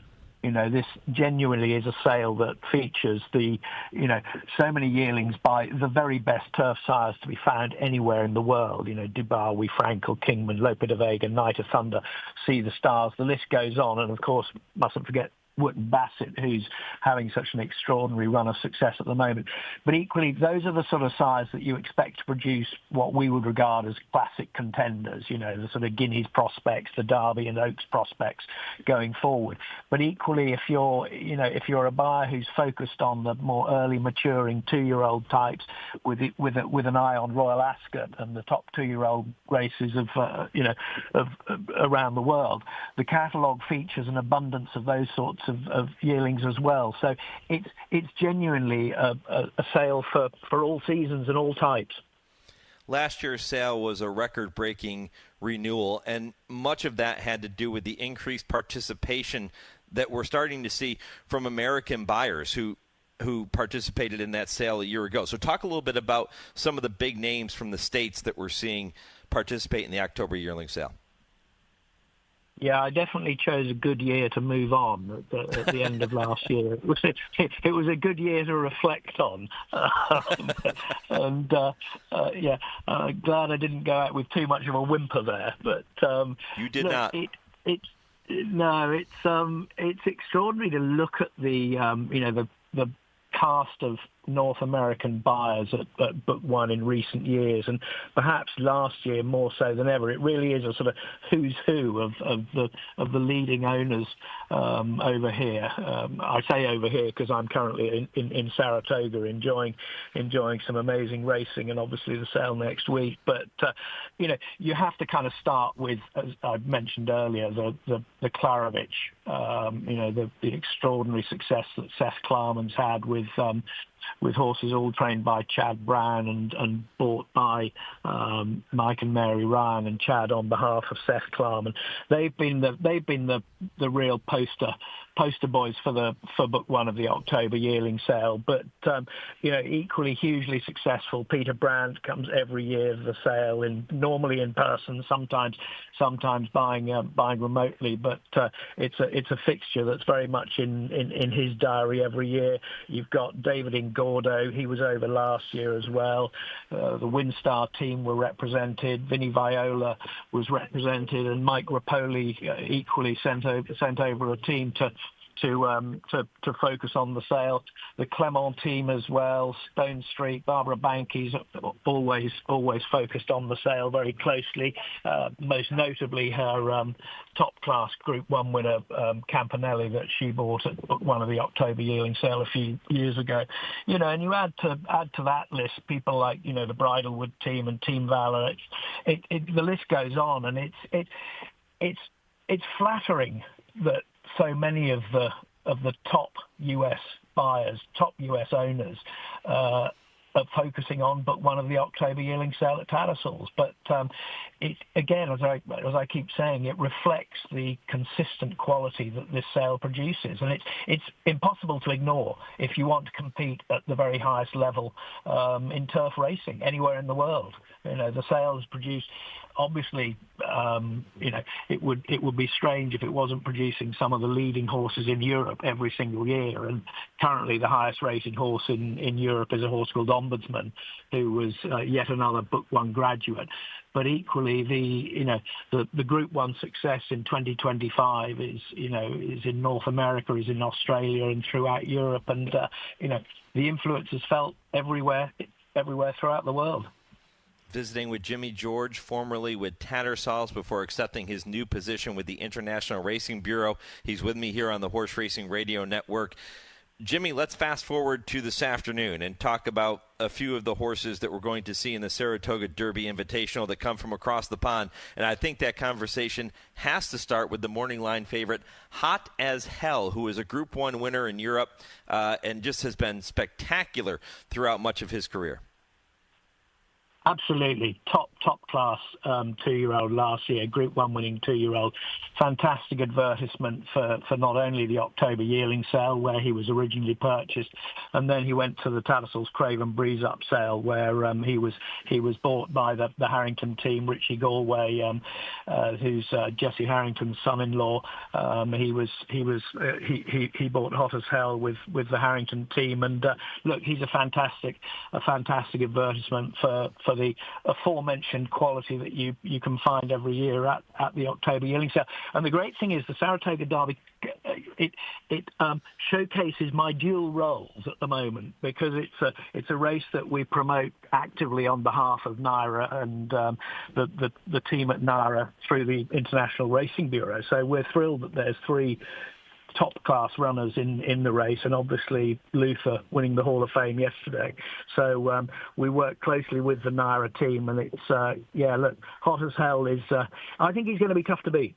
I'm pretty certain he'll go off a short price favourite, and he deserves that. His last start, he was fifth in the Eclipse, but he was a very good fifth in the Eclipse, and he's right up there with the best 3-year-old colts in Europe at the moment. So if everything plays out well, I think he will be tough to beat. And it's a top class stable. They travel their horses adventurously, and the Harrington stable have had a lot of success throughout the world over the years. So I think he'll be hard to beat. He's a great advertisement for Tattersalls, and also for what we're all doing at the International Racing Bureau, helping the connections plot overseas campaigns. He is one of 3 runners coming from Europe to compete in that race this afternoon. Tell me about the other 2, Jimmy. Yeah, Duelier and Tiberius Thunder, again, they're all, it sounds like a broken record, but it's extraordinary, really. They were all purchased at Tattersalls at the October Yearling Sale, and it just goes back to what we've been saying all along. These 3 horses. Hot as Hell was a 70,000 guineas yearling. Duelier was just over 80,000 guineas as a yearling, and Tiberius Thunder cost a touch over 200,000 guineas. Again, it just shows these top-class grade and Group 1 horses can be found at every level of the market at Europe's premier yearling sale. Jimmy, when you took over at the International Racing Bureau, you did so for my dear friend Alistair Donald. And Alistair and I would always visit and talk about, how these races shape up to be somewhat of a Ryder Cup type of matchup, where you have the horses from Europe taking on the best turf horses from America. And we see that, and we will continue to see that as we lead up to the Breeders' Cup. I know Hot as Hell is going to be the favorite. I know he's the most likely winner from the European side. But if you had to pick one of the other 2 to maybe pull off the upset, which one are you leaning toward? Oh, heavens, Mike, you're putting me on the spot there. It's a very competitive race. It really is, and I think, that there's the fact that 3 high-class horses have headed over from Europe. I think it reflects the attraction of racing on the turf here at Saratoga, but also in a wider context, the turf program to be found throughout America these days. And in my role at the IRB, there's a huge amount of sustained interest, which is fantastic, and I'd hate to try and choose between. I tell you what, though, if I was to choose a horse to put it up to Hot as Hell, it may well actually be one of the local horses in Graham Motion's test score. I think he's a very decent 3-year-old colt, and I think the great thing is it's a very competitive race, and that's what we're all looking forward to. And it's a fantastic card today at Saratoga. I think the Naira team must be absolutely thrilled with the quality of the card, and it's a tribute to them and all the hard work they put in, but also to the appeal of the racing at Saratoga year after year. It's just a great place to be, and to walk into the track today and see somewhere between 40,000-50,000 racing fans there enjoying this sort of racing is what it's all about. And we all love coming here every year. It's racing at its very best. Jimmy, enjoy every moment of this day. The weather is going to be spectacular, which may not always be the case in early August in Saratoga, but it's going to be a beautiful afternoon. Should be a great card, and I really appreciate the visit here. Again, the 2025 edition of the Tattersalls October Yearling Sale set for Tuesday, October 7th, runs through the 9th, that Thursday, and it is indeed Europe's premier yearling sale. Appreciate the visit, Jimmy. All the best and safe travels. Mike, you're very kind. Enjoyed it. And as you say, 537 of Europe's finest yearlings to look forward to in early October. I love it. Jimmy, enjoy the day. Mike, you're very kind. Thanks a lot. All right, Jimmy George with the International Racing Bureau, and looking ahead to what we're going to see at Tattersalls in October, and looking ahead to what we're going to see this afternoon at Saratoga. Still to come, Richard Migliore, the MIG. He is set to join me coming up after this next commercial break. We'll spend more time talking about the big day at Saratoga, and we'll look back on what you just heard Jimmy talk about in the previous segment, the controversial decision and the controversial running, kind of a wild running, actually, of the Hall of Fame Stakes yesterday at Saratoga. We'll get Mig's thoughts on that race, and we'll go down the road to the Breeders' Cup with Ryan Anderson, who caught up with Bobby Neuman yesterday on our Betting with Bobby show. He'll have a preview of the Del Mar races, including the Grade 1 Clement L. Hirsch. Also, at 10:55 Eastern, I will reveal the answer to this week's impossible trivia question. And if you missed it in the first hour of the program, here it is. On August 7th, 1920, 35,000 people came out to Saratoga to watch Earl Sandy ride Man o' War for the only time in his career. What race did they win that day? Think about that. No Googling. I'll reveal the answer coming up at 10:55 Eastern Time. Up next, time to welcome the MIG. This is the Equine Forum presented by TwinSpires on HRRN.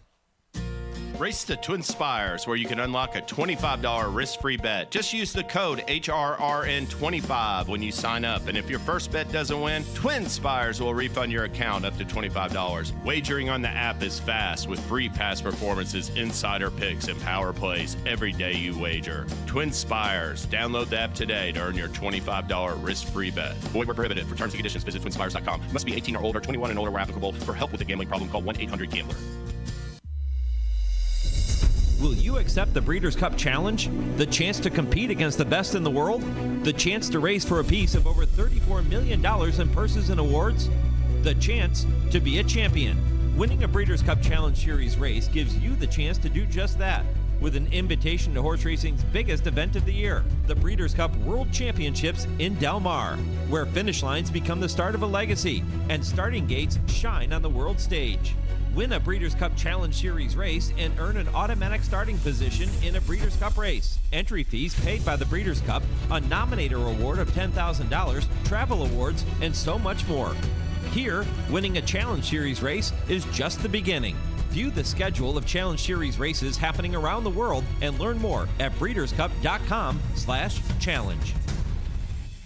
Thinking about getting into racehorse ownership? There's no better time and no better place than right here in Iowa. Owning an Iowa-bred thoroughbred means more money, more perks, and more chances to win. With one of the most lucrative state-bred incentive programs in the country, Iowa-bred horses run for bigger purses, breeder and owner bonuses, and restricted races with less competition. Whether you're just starting out or already in the game, Iowa-breds give you a better return on your investment. Support local, win local. Own an Iowa-bred. Brought to you by the Iowa Thoroughbred Breeders and Owners Association.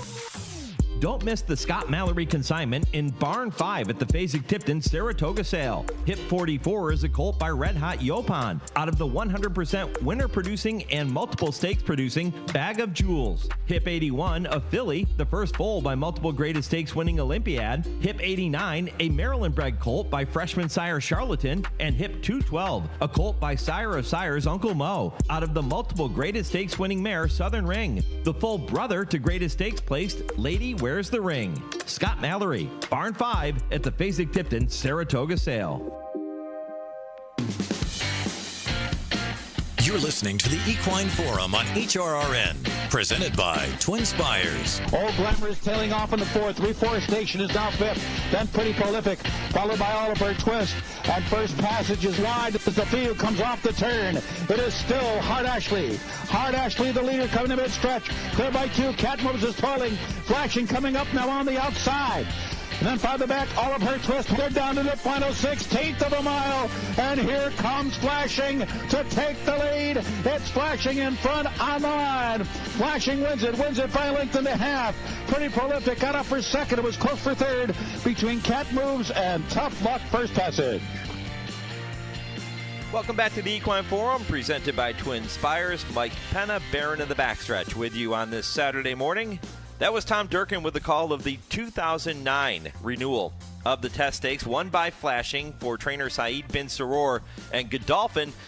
The jockey that day, the one and only Richard Migliore, the MIG. That is one of his 4,450 career victories, and he joins me now here on the Horse Racing Radio Network. Mig, appreciate the time, my friend. Thanks for having me on.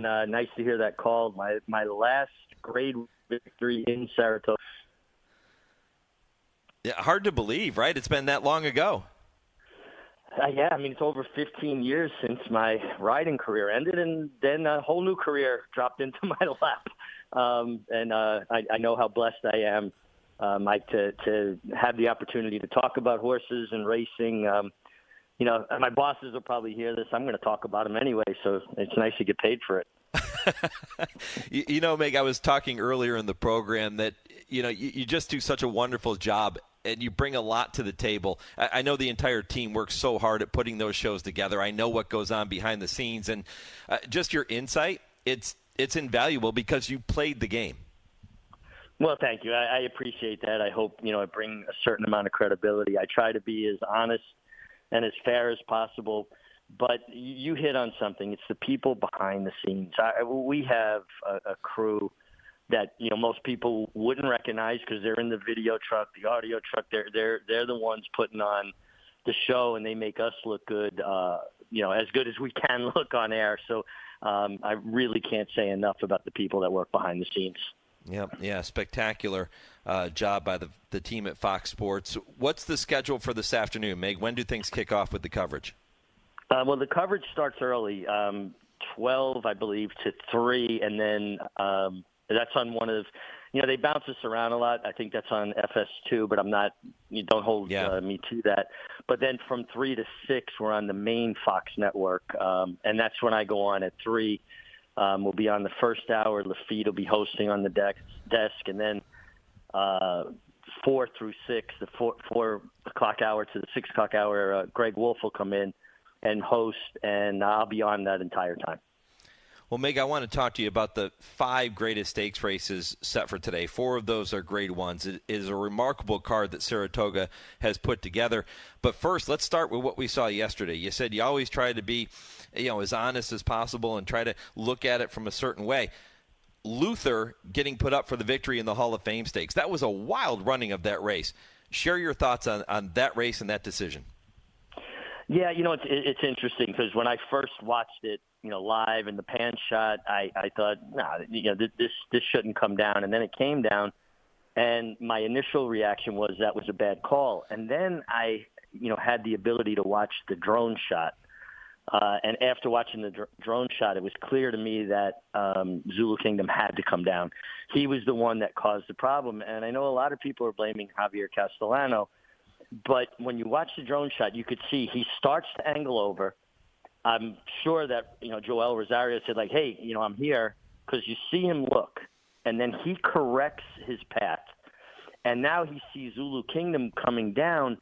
And the problem was the Zulu Kingdom, Flavien Prat had to slow him down to tuck into the pocket. So as he's angling in, he's actually slowing down a bit, and that jammed those horses. But you could see Javier sees him coming, turns his horse's head out into him to try to protect Joel, and then he was just forced over by Zulu Kingdom. And you really can't see that definitively unless you watch that drone shot, which I think all racetracks would benefit if they started using those drone shots, because it gives you a completely different perspective of horses' paths, where they're at, and how much they deviate from those paths. This is one, my initial reaction, bad call. Really looking at it, the stewards got it right on this one. Meg, put me in the saddle with you for a minute. You have been in that situation, I'm sure, many times in your career. How often do those types of instances occur during the running of a race? Well, especially up here in Saratoga on the turf, there's always somewhat of a jam into the first turn. Everybody's trying to get position. You're talking about, world-class horses and world-class riders. No one's given a quarter. No one's taken a quarter. And it does happen from time to time. I will say I do think this group of riders, in general, look after each other. At one time, I think, Mike, it was much more cutthroat. Purses weren't as big. I think everybody has kind of fallen into a good rhythm and hey, let's do this properly. And I think anybody who knows me, I call for strong stewardship. I think a lot of the times if the stewards don't set the standard and enforce the standard, that's when riders get sloppy. They take a little bit of liberties. They get cheeky with each other. But I think as a whole, this is a very good group with each other.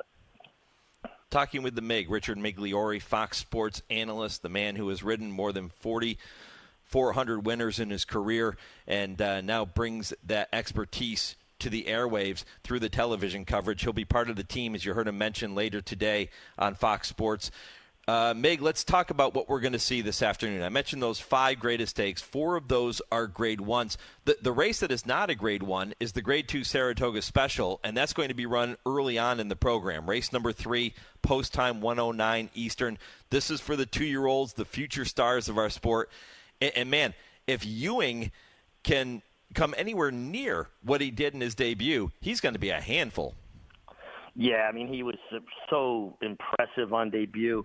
And, you know, one thing that we talk about is horses' physical ability, their speed, their ability to finish.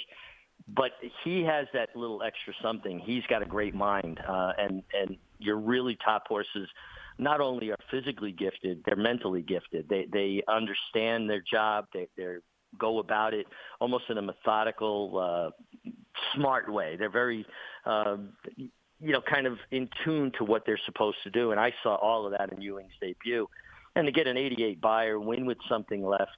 Now, he's got an issue on the outside in Obliteration, who 2 races after he broke his maiden won the Sanford Stakes and was extremely impressive. And he does get, I think, the benefit of the outside draw in a small field. He's kind of got run of the race. He has natural speed, but he's not forced into anything, where Ewing on the rail may be. But I think this is a spectacular edition of the Saratoga Special, because you've got 2 outstanding individuals in Ewing and Obliteration, and I think they're going to put on quite a show. I think, we're going to have some separation back to the 3rd horse.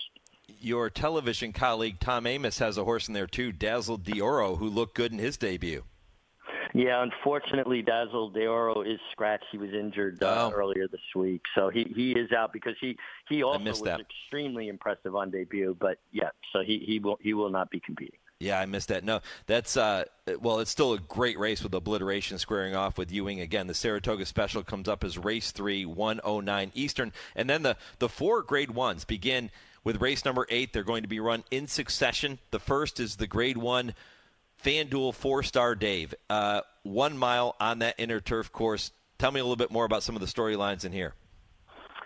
Well, you got several coming back out of the Kelso, which was the prep for this. And obviously Think Big won it with a spectacular ride from Jose Ortiz. He was committed to My Boy Prince from Mark Cassie before he knew that Think Big was, going to come back in the 4-Star Dave. So he's not riding him. Luis Saez, very capable replacement. But, boy, he got the best of it. He got the run of the race. He got to save the ground at a time when the turf course was really playing towards the inside. It was a real tilt towards the inside. So, obviously, he's a contender. But I prefer 2 other horses coming out of the Kelso. Intellect, who moved earlier than probably is his want, hit the front, and I thought he got a little bit lost. And Flavian rode him that way to suit the race course. I think the course is a lot more fair at this time, and he'll be more patient with him. So I like Intellect to turn the tables on him. And then a horse that is a big price on the outside, who was completely eliminated in the Kelso because he got carried so far wide. The horse went wrong, and he got checked and had to swerve out about 8 wide, is Neat. Neat is 20-1 morning line. He was beaten 2 1/4 lengths. And if you look at the ground he lost more than 2 1/4 lengths. He's a horse that should not be overlooked here. All right, that's race number 8. The 9th race is the Grade 1 Saratoga Derby Invitational. I had a chance to visit with Jimmy George of the International Racing Bureau in the previous segment. We talked about the Euros coming in for this one, which includes Hot as Hell, the 7-5 morning line favorite. Does this horse just lay over the field, in your opinion, Meg, or is there an American runner that can topple him? This is a proper horse. I mean, he's running in Grade 1 company in Europe. Historically, their Grade 1 company comes here on the turf and, basically kicks our butts. This horse was beaten 3.5 lengths in the Coral Eclipse. The only thing that I guess is a question, I think he is undoubtedly the most talented horse in this race. It's a sharper race course, Saratoga, than he's probably ever, raced on before. So how does he handle American-style racing? How does he handle the tighter turns? How does he handle, the break, all those kind of things? But undoubtedly, he's the best horse in the race. If one of the U.S. runners was going to pull off the upset, if you will, which one's most likely to do so? That's a great question. I mean, obviously, Test Score is in great form, been getting terrific trips. Man, I really couldn't see past that horse. Yeah. I honestly, maybe New Century, who isn't exactly an American. He's run twice here now. I thought he was used a bit too hard last time. Oystein Murphy trying to, compensate for, to the American style and maybe overdid a little. I think he wants to be more patiently handled. And Test Score is ultra consistent, but it just feels like everybody's going to have to step their game up to compete with How to Sell. Meg, what are some of the key storylines you'll have your eye on in the Grade 1 Test Stakes this afternoon? Well, I think this is a great addition. You've got Ragtime down on the inside, who's 2 for 2. She's giving away something in experience, but not in talent. She's been very professional, very good, but she has to overcome that the lack of experience and that inside draw, which she did on her debut, the Belmont Stakes Festival up here. She broke from post 1 in an 11-horse field. Obviously, this is much deeper company. Kilwin from the Rusty Arnold barn is going to get overlooked because of Rusty's other entrant, Echo Sound. But, hey, she's 1 for 1 on dirt and was quite impressive in the Leslie's Lady at Churchill at the 7 furlong distance. Look Forward, I think, is going to appreciate for Michael McCarthy turning back in distance. She ran well in the Acorn. Felt like that was stretching her. 7 furlongs is her distance. She's 2 for 2 at it. And then Echo Sound. I mean, she's just versatile. She can put herself in the game. She can lay just off it. She's well posted. And Rusty Arnold's closing in on a huge milestone for a trainer, 2,000 wins, and he's about 17 or 18 away from 2,000 career wins. She's very good. There's never a bad Test Stakes. This is a particularly good one. Well, as good as the Test Stakes is, the Whitney, one of the deepest fields we've seen in some time. 8 millionaires set to go to the post. This is going to be fantastic, Mig. Yeah, this is a race that, reduces me to the fan of the game that I am. I mean, I just love it. And I feel like that kid that used to, 6 o'clock every Saturday, turn on the racing channel, Channel 9, and watch Frank Wright and Charles Canny and Dave Johnson. This race brings me back to that. I do believe that Fierceness is the best horse, and he's well posted. I'm a fan of post time. I don't think he's quite as good as these, going 1 mile and an eighth. White Abario has been training really, really well here in Saratoga. And Sierra Leone, he needs pace. He wants pace. He can be a little bit of a monkey at times, although I think he's been more professional his last couple of starts, although he hasn't gotten it done. But I just see a race where Fierceness is going to set up shop just outside the other speeds and get the trip that he wants, stalking from the outside. Mama's Gold is one-dimensional. He goes. It appears there's a rabbit in here in contrary thinking, although I don't think he's as naturally fast as Mama's Gold. I think they'd have to put him to a drive to make the lead. But Fierceness is well posted. If he was inside those horses, I would be more worried about his trip. I think he gets a similar trip that he got in Travers last year. Yeah, nobody better than the Mig. Richard Migliore, again, he's part of the Fox Sports coverage team this afternoon for all of the action at Saratoga. Mig, I'll let you go in just a moment, but I have to tell you, and I probably told you this on air before, one of my favorite memories when I think of Richard Migliore involves your mom and the time that my wife and I, even before we moved to Kentucky, were sitting in the stands next to your mom at Saratoga, and she was such a delight, so sweet, and she would never watch you race. She would always turn around when the gates would open because she couldn't, as good as you were, as many races as you won, she couldn't watch her baby boy ride these races. She got too nervous. Yeah, I mean, unfortunately, I probably had more than my share of accidents racing, and I know my wife Carmela had a real hard time late in my career watching. They became very good race replay watchers. Once they knew you were safe. Exactly. But, I loved every minute of it. I wish I could do it all over again. Being a jockey out of your system, I don't think ever happens. I'll always have that feeling, that once a rider, I guess you're always a rider. Meg, always great to catch up, brother. enjoy the day, and we'll look forward to seeing you and the team together on Fox Sports this afternoon.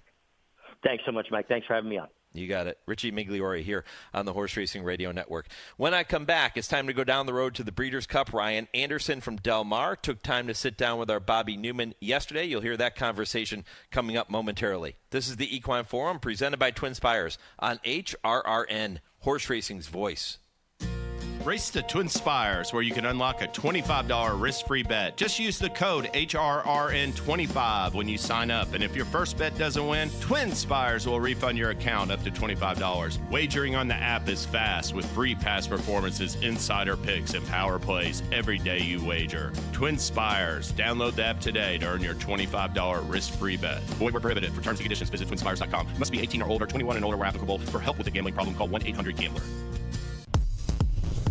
It's time now to shine the spotlight on the Darley Taking the Reins Performer of the Week. And they're into the stretch with Miramati to catch. Nisos finds a seam now, and here he comes at the 8th pole, bounding by Miramati. And then on the outside, it's Hall of Fame and Tarantino, but it is Nisos. Nisos and Flavian Pratt running away, and the San Diego in hand at the end. Nisos, the son of Darley Stallion Nyquist, was an easy winner of the San Diego handicap at Del Mar last weekend. He's now 5 for 6 lifetime, and your Darley Taking the Reins Performer of the Week.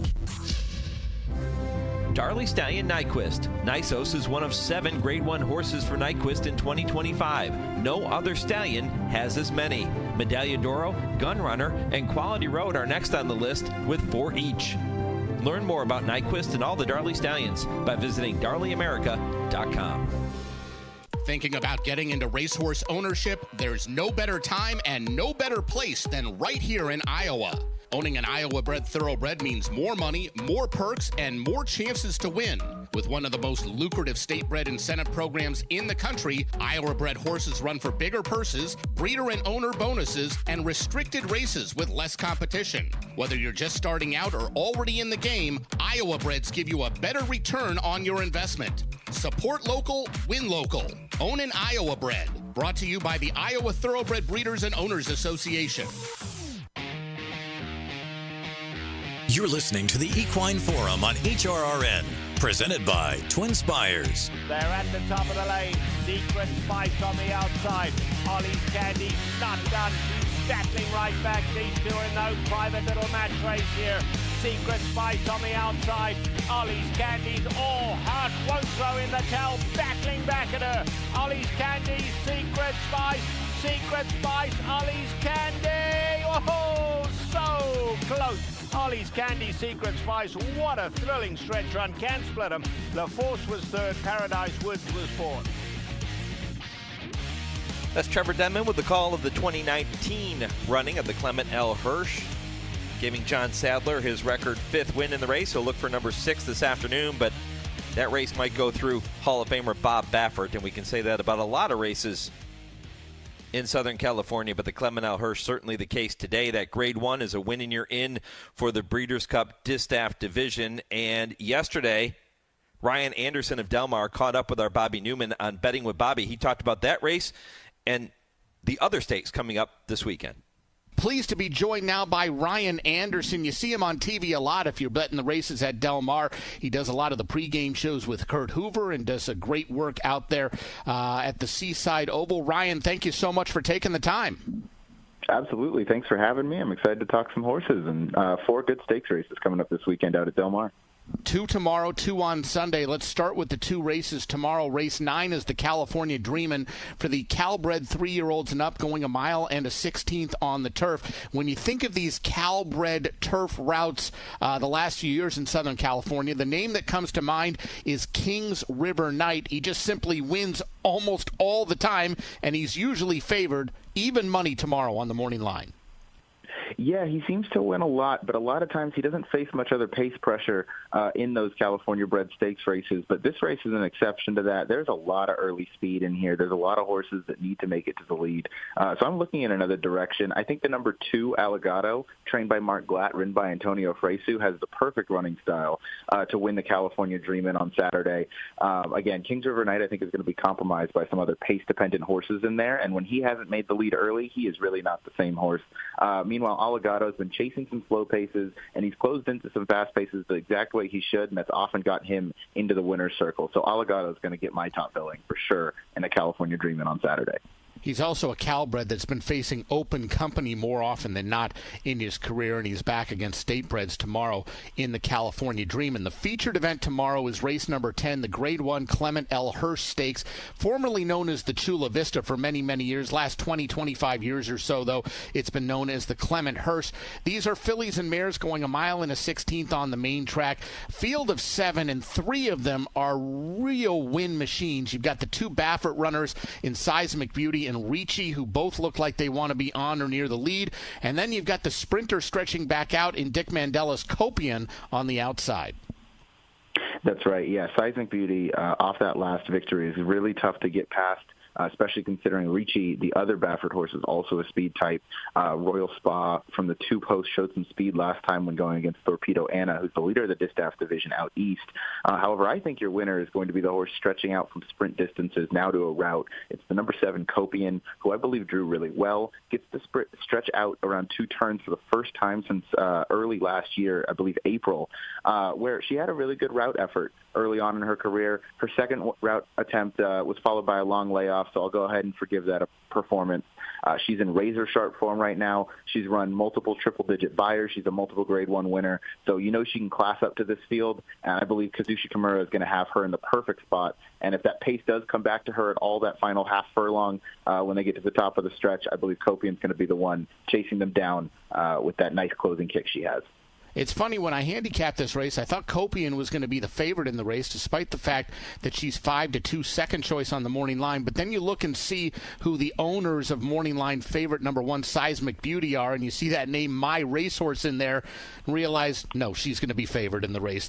There could be hundreds, maybe thousands of people with part ownership in Seismic Beauty, and she's going to get a lot of play at the windows, and deservedly so. She's won 2 races in back-to-back style, or rather in gate-to-wire style recently that have been very, very good. The Clement Hirsch is a win-and-you're-in race for this year's Breeders' Cup Distaff, Ryan. And, of course, the Breeders' Cup Distaff this year, once again, is at Del Mar. What do you think about some of these maybe having home court advantage come the end of October, early November? I certainly think home court advantage on the Del Mar track is definitely a real factor. A lot of those horses that are coming in from the East Coast, while they do have success here in the Breeders' Cup, it's the best of the best, and Del Mar always does have a very fair track profile. Having your home base here, training over the track every day, and not having to deal with the travel is still a huge advantage. And I do believe the Distaff division out west is a lot stronger than it is out east in terms of a depth perspective. Whereas, you have, I believe it's 3 horses in this field that have run triple-digit buyers, whereas out east you kind of struggle to find more than 1 or 2, especially in the last year or so, while we have 3 horses coming in that have run a triple-digit buyer in their last 2 races. Stakes action does not end tomorrow. As you mentioned, 2 more good stakes on Sunday out at Del Mar. Race 7 Sunday is the La Jolla, 3-year-olds going 1 mile and a 16th on the grass. We've got a field of 6 in the La Jolla. How did you see this one playing out? Yeah, the La Jolla came up a very interesting race. It has a horse that I gave out earlier on my FanDuel picks at the start of the meet, which is the rail horse Game Warrior. Gave him out, paid around $40 that day. However, that to me was the wedding. I'm not going to pick him again here. I believe he kind of got fortunate that Ironman Cal blew the brake last time out, and there's a horse in here running that I've been waiting to see again on the track. It's the Padre, trained by Phil D'Amato, ridden by Antonio Fresu. This one had a really impressive debut performance, winning first time out for the D'Amato barn, which he doesn't typically do, given it was a turf route, which is where his strongest numbers are. This is one that they step right into stakes competition. I'm really looking forward to seeing this one run. Has been training very forwardly, and I believe can definitely take a step up and might even take a huge step forward and cement himself as one of the leaders in this 3-year-old division. That's a big words right there. He showed a huge closing kick coming from far back last time out. Is there enough pace in the La Jolla to maybe play to his closing kick? I believe so. I don't think the race is loaded with pace, but I do think that, I don't know that this runner is going to be completely devoid of early speed early on in the race.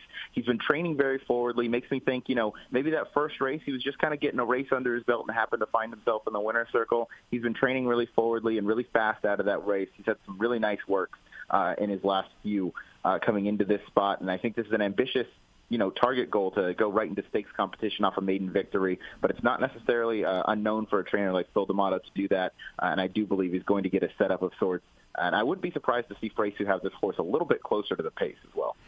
10th race on Sunday is the CTBA Stakes for the Calbred or sired 2-year-old fillies, sprinting 5 furlongs on the main track. Field of 8. These races are always very difficult for me to handicap because you just don't know what kind of improvement you're going to see from one start to the next with these very, very lightly raced runners. Yeah, the CTBA stakes for those 2-year-olds, you mentioned it, the 2-year-olds can jump ahead and form very quickly. They can improve day in and day out and make huge leaps in form. However, I wasn't too creative here.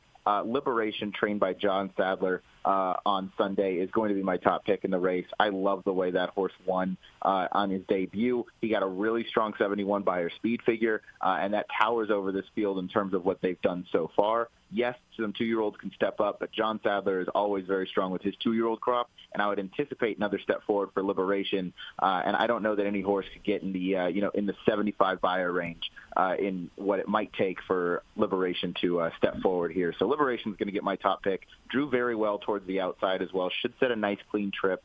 Should get that jump on any of the deep closers in there. But Liberation, I think, could take a real step forward. Being by Omaha Beach as a 2-year-old and as a Calbred, is huge. That's excellent breeding, very precocious early on. Omaha Beach has had a lot of success with his 2-year-old sprinters, and I don't believe Liberation is going to be an anomaly to that. I believe he fits the billing as a really sharp 2-year-old for the Calbred.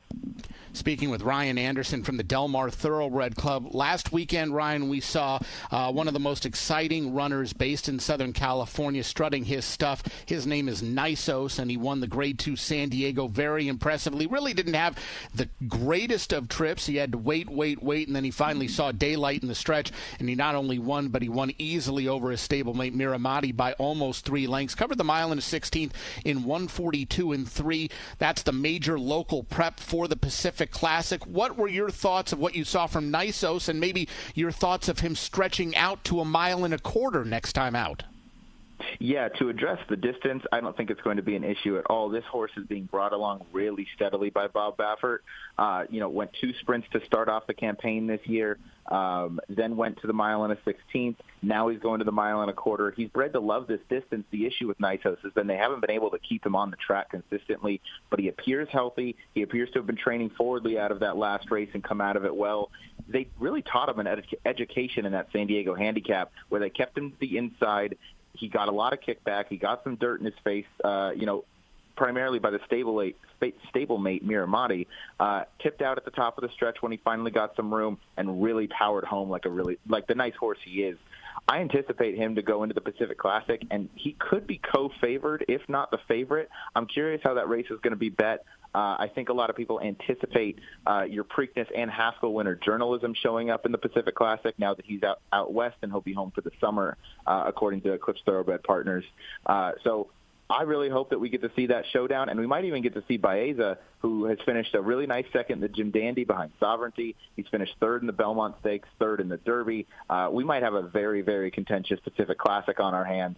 I think journalism is best going a mile and a quarter. I think Baeza's stepping right up into the competition. He's grown a lot in his 3-year-old season. He's due for a win. And then we get to see Nysos, who, if he takes a step forward going a mile and a quarter, we might be looking at a real Breeders' Cup Classic threat. Yeah, it's going to be really, really fun, this year's Breeders' Cup Classic. We don't say that every year, but this year there are some really, really good older horses to complement a strong crop of 3-year-olds going this year. Speaking of the Breeders' Cup, Ryan, as we mentioned, for the second straight year, it's going to be held at Del Mar. There was a time not too long ago where thoughts were that tracks like Del Mar and Keeneland were not big enough to accommodate the Breeders' Cup, and they've shown now on multiple occasions that they are very capable of handling the championship event. What are you guys doing now? Is there anything going on during this summer meet that's already in preparation for the Breeders' Cup several months from now? I mean, we are always, taking steps to prepare for Breeders' Cup. We are able to handle it, of course.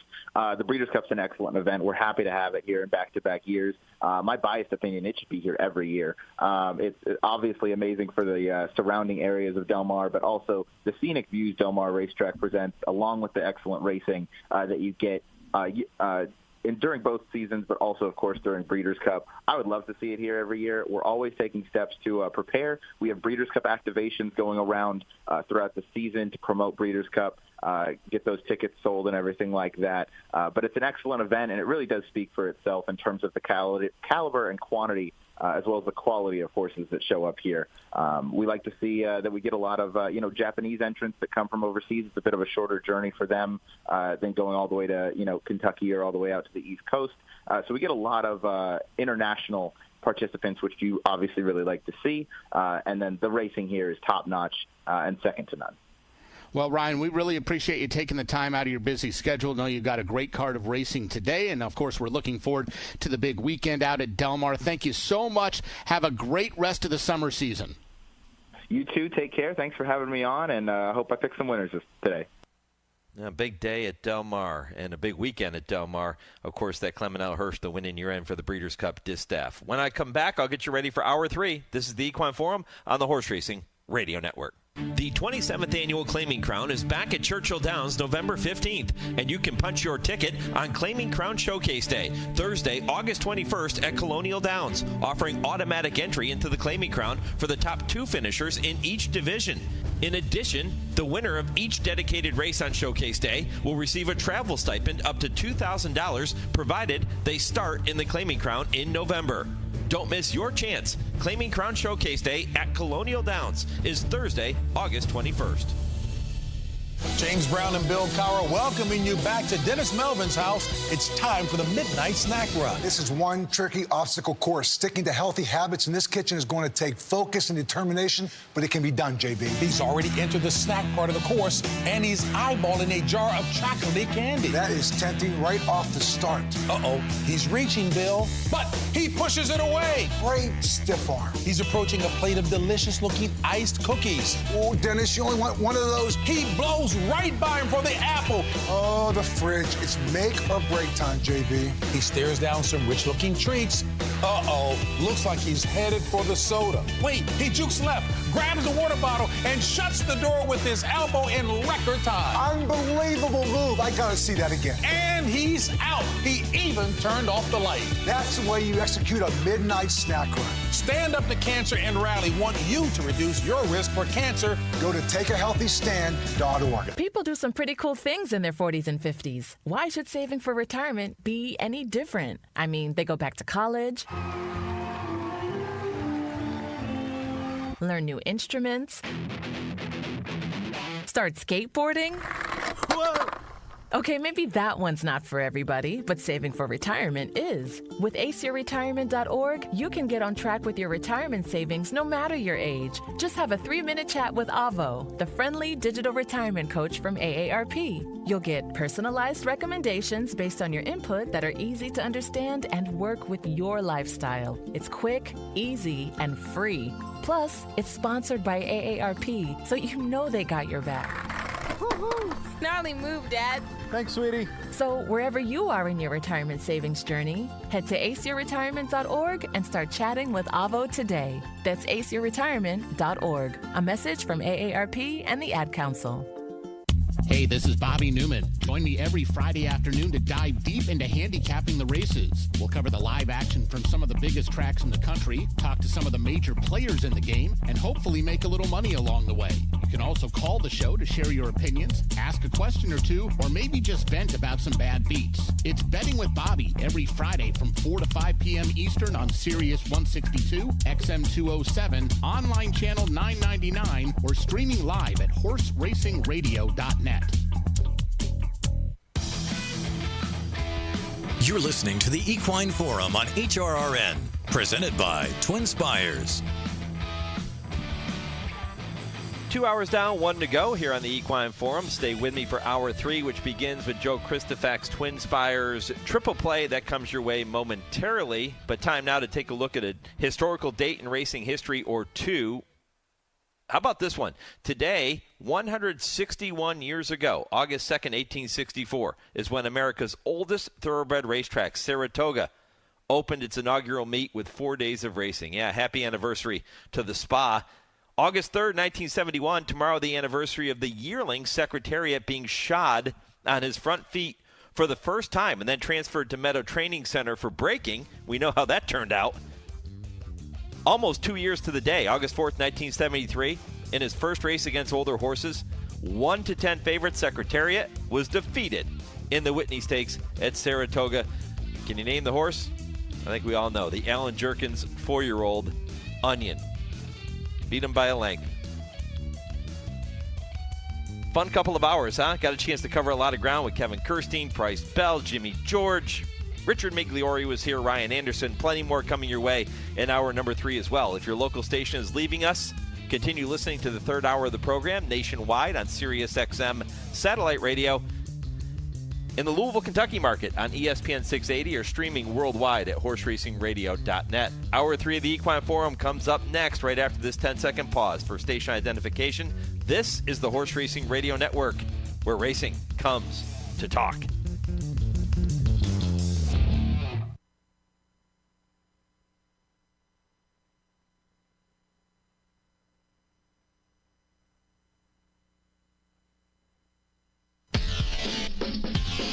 This is HRRN, horse racing's voice. Lemon Drop Kid beginning to pull away. Cat Thief doing his best, but he's still second best. And Barron's is third. And they're coming to the finish. And Lemon Drop Kid has done it. He wins the Whitney and rises to the top of the handicap division. Sassy little Lila, Ballaroc's World Approval. Time test on the outside and Disco Partner trying to come on too. World Approval takes the lead up for a long out. It is World Approval in front. Ballaroc's time test on the outside. Now moving up into second, but World Approval's got it. World Approval in the 4-star day. Welcome to the Equine Forum, presented by TwinSpires. And Beholder just getting the rein shaken at her now. Your Hilwer is running a brave 1 second. But Beholder, once again, a scintillating performance today. Just never gave them a chance. Cantering home under Gary Stevens in the Clementel Hirsch. Hosier is loose and charging, and here comes the Gray. Grays Creek upset-minded and late on the scene from the clouds. Gray's Fable is getting rolling, but Hosier has found the front deep in the final stages, and Hosier, the River City winner, adds the Kentucky Downs preview Mint Millions Turf Mile to his resume. Now here's Mike Penna. Boy, these races coming up later today and throughout the weekend have really given us some incredible memories over the years, haven't they? Just remarkable. The 4-star Dave, the Whitney, the Saratoga Special, the Test, all those big races in New York. Then you have the great card out at Del Mar. You have a fantastic card at Ellis Park in Henderson, Kentucky. Woodbine getting in on the Act 2 with some great racing, and it is going to be this is the time of year when you can really start getting pumped up about the second half of the season as we make our way down the road to the Breeders' Cup. Also, the sale season kicking off. You've got the Fasig-Tipton Saratoga Sale coming up next week. We had the Hall of Fame inductions. My goodness, what a time to be a racing fan. What a time to be joining me this morning on the Equine Forum presented by TwinSpires. Mike Penna, Baron of the Backstretch, welcoming you back to the show. 2 hours in the books, 1 to go. If you missed any portion of the program, head back to our website after I finish up at 11 a.m. Eastern. You can listen to the podcast of this show and all of our shows whenever you have a few minutes.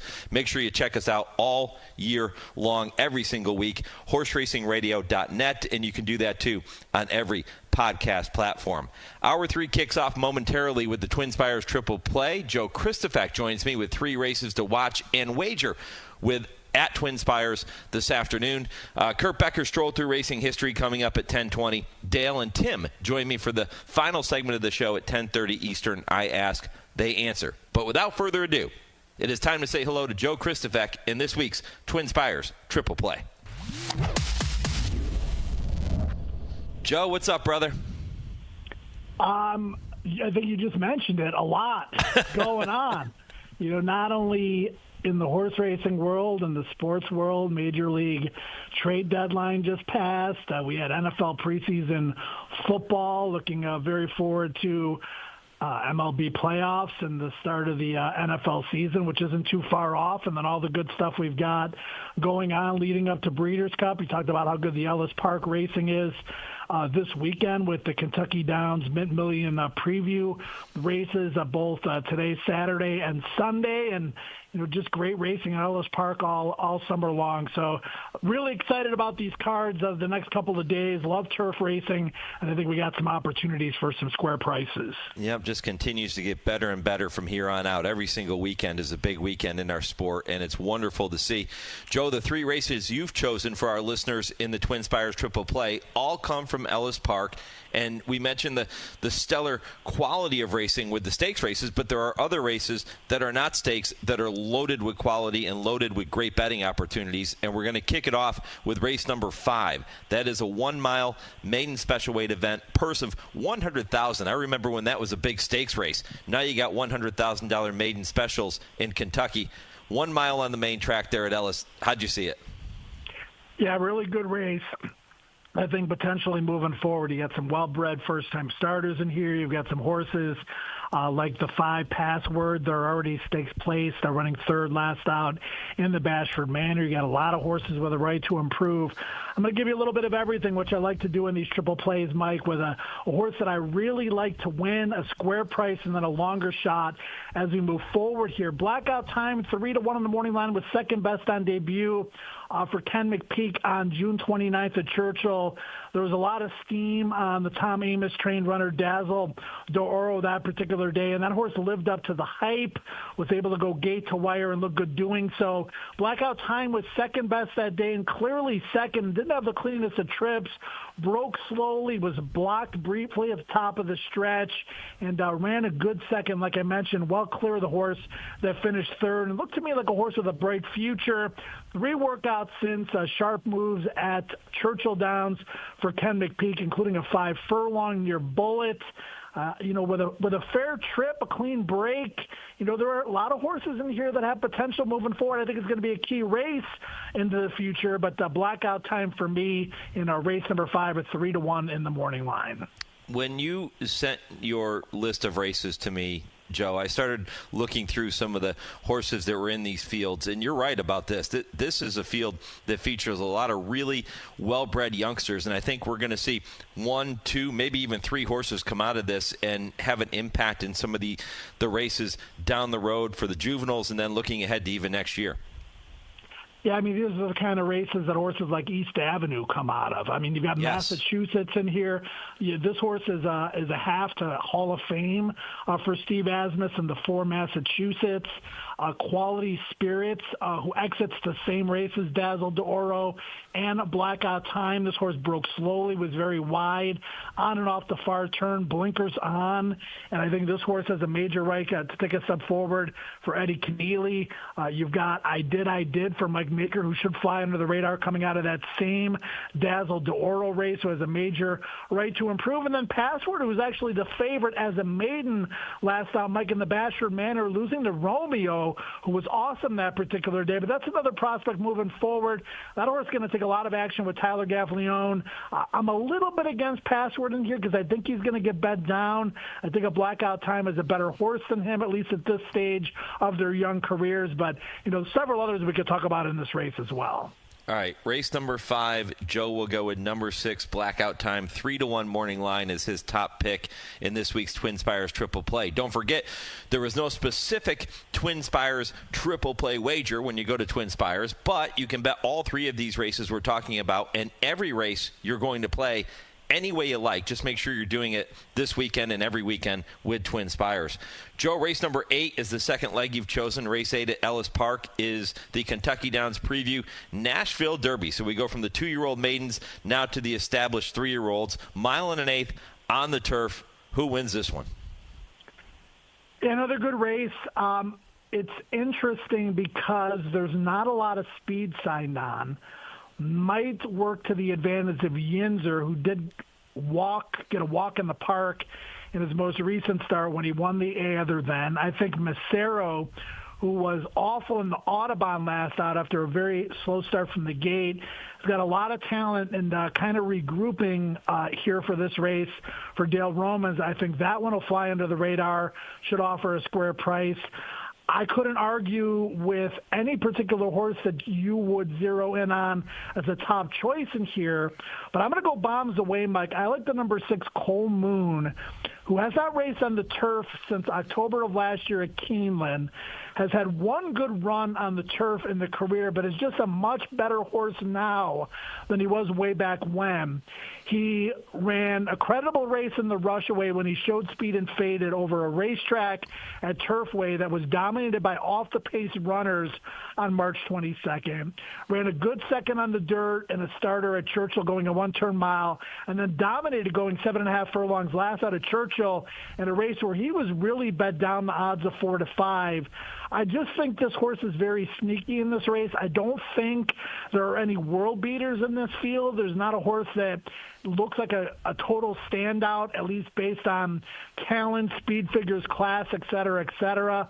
So I'm willing to swing for the fences here with the number 6, Cole Moon, who I think will outperform his morning line odds. I know I ask you this quite often, Joe. When you pick a horse like this that's 15-1 morning line, your approach to betting a horse that is going to offer significant value, how do you approach it?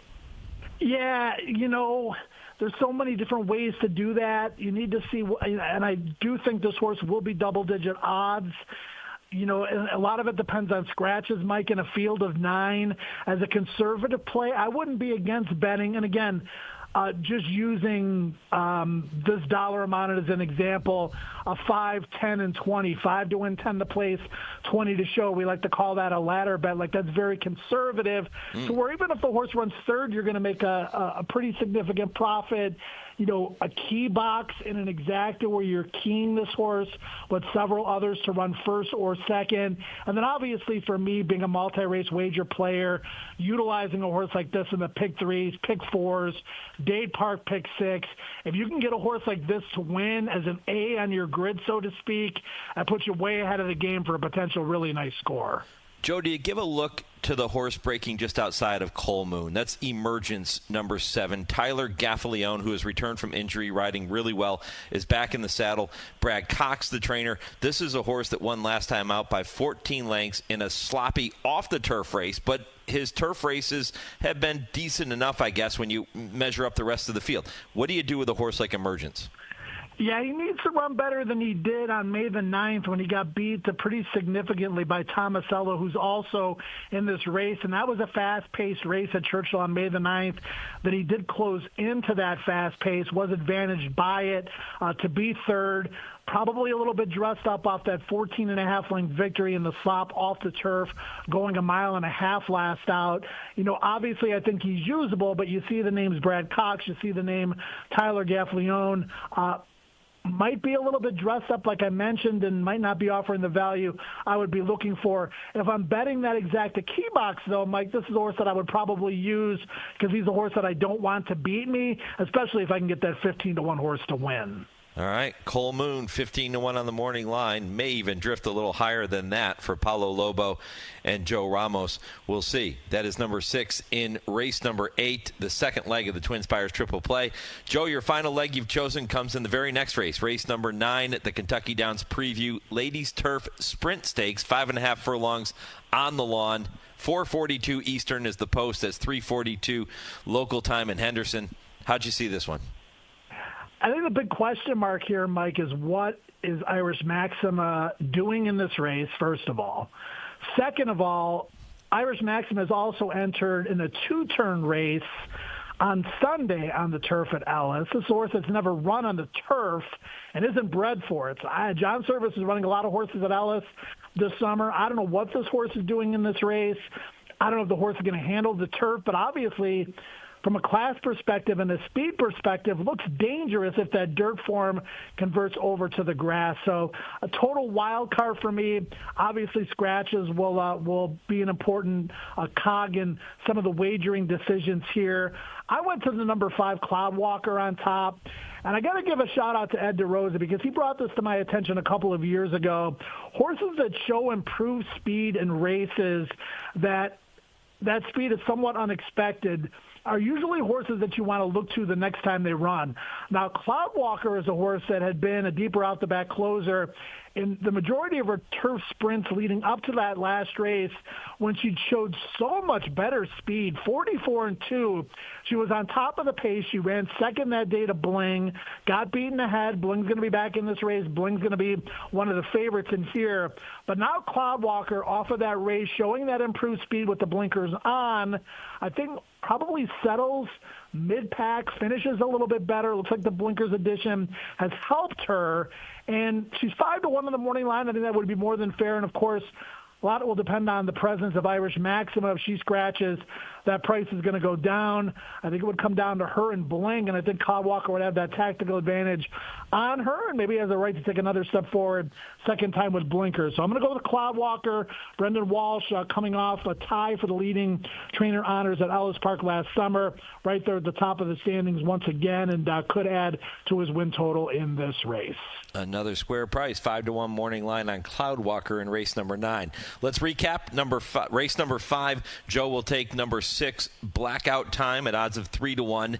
Race number 8, he'll swing for the fences with number 6, Cole Moon, at 15-1. And in race number 9, he'll take number 5, Cloudwalker, at 5-1 in this week's TwinSpires Triple Play. Joe, I know that TwinSpires always has special offers, not just on the weekends, but even during the week with a lot of the tournaments. What's going on this weekend? Yeah, there's a feeder into the Big Kentucky Downs tournament that's coming up during the course of their meet, the Millions tournament. That's a big buy-in. It's always nice to earn your way in through the feeder into the qualifier for those bigger tournaments that cost, quite a bit of money, quite a bit of an investment to enter, but obviously the prize pool makes it worth it, so do take advantage of those tournaments. There's cash games all the time as well. Some are selected races today, that money back offer. There's some races at Ellis Park. Make sure you check which races they are and make sure you opt in, but some are selected. Again, if you bet a horse to win and they run second or third, you get up to $10 back. And then on Monday, they're going to have a new promotion. I don't believe I've ever seen this one before. It's late pick 5 insurance, where if you hit 4 out of 5, you'll get up to $50 back. So I know it's really frustrating when you bet a pick 5 and you go 4 out of 5, but if you opt into this insurance on Mondays at Ellis, and Ellis is the best signal in the country on Mondays, no question about it. People love to play pick 5s. Make sure you opt into that. It's a brand new promotion, and it's one I'm very excited about. Joe Kristufek, TwinSpires Triple Play. Joe, good luck with those races and all the races you're betting this weekend, my friend. We'll catch up again soon. Almost time. Bears, Steelers, getting close. Yeah, it's getting close. And, I listened to a lot of podcasts, Mike, with, the reports on how training camp is going, how Caleb and Ben Johnson are getting along. And, it's one of the more exciting parts of the season for me is the lead up to it and the expectations. We've been let down a lot in the last few years, but again, there's hope, just like there is in horse racing and sports fandom. And hope is, I'm drinking the Kool-Aid. I'm guzzling the Kool-Aid for the Bears this year. We'll see how it goes. Hope springs eternal at Ellis Park this weekend, too. Joe, appreciate it, my friend. We'll talk again soon. All right, heads are spinning, man. Enjoy the weekend. Keep up with everything. Catch a few tickets along the way. Amen to that. Joe Kristufek here with the TwinSpires Triple Play. Coming up next, Kurt Becker will take you on his Stroll Through Racing History. Still to come, Dale and Tim, 10:30 Eastern with I Ask, They Answer. If you missed the impossible trivia question when I gave it out over the first 2 hours of the program, here it is again. The answer comes your way at the end of the program right around 10:55 Eastern. On August 7th, 1920, 35,000 people came out to Saratoga to watch Earl Sandy ride Man o' War for only the first time in his career, the only time Earl Sandy ever rode Man o' War. What race did they win that day? August 7th, 1920. No Googling. Don't cheat. Challenge yourself. See if you can get this one right. Again, the answer coming up 10:55 Eastern Time. Up next, Kurt Becker with his Stroll Through Racing History, presented by Keeneland. This is the Equine Forum, presented by TwinSpires on HRRN. Race to TwinSpires, where you can unlock a $25 risk-free bet. Just use the code HRRN25 when you sign up. And if your first bet doesn't win, TwinSpires will refund your account up to $25. Wagering on the app is fast with free past performances, insider picks, and power plays every day you wager. TwinSpires. Download the app today to earn your $25 risk-free bet. Void where prohibited. For terms and conditions, visit TwinSpires.com. Must be 18 or older, 21 and older where applicable. For help with a gambling problem, call 1-800-GAMBLER. Colonial Downs summer racing season is here with racing 4 days a week. Afternoon racing on Wednesdays, Thursdays, and Saturdays at 12:30 p.m. Eastern and a twilight post of 4 p.m. Eastern every Friday. Back is our popular 12% takeout Pick 5 offered twice daily. Join us for our biggest days of the season, August 9th at noon for Colonial Downs Festival of Racing, which features the Arlington Million, and then September 6th, the Grade 3 Old Dominion Derby. Colonial Downs, the race is just the start.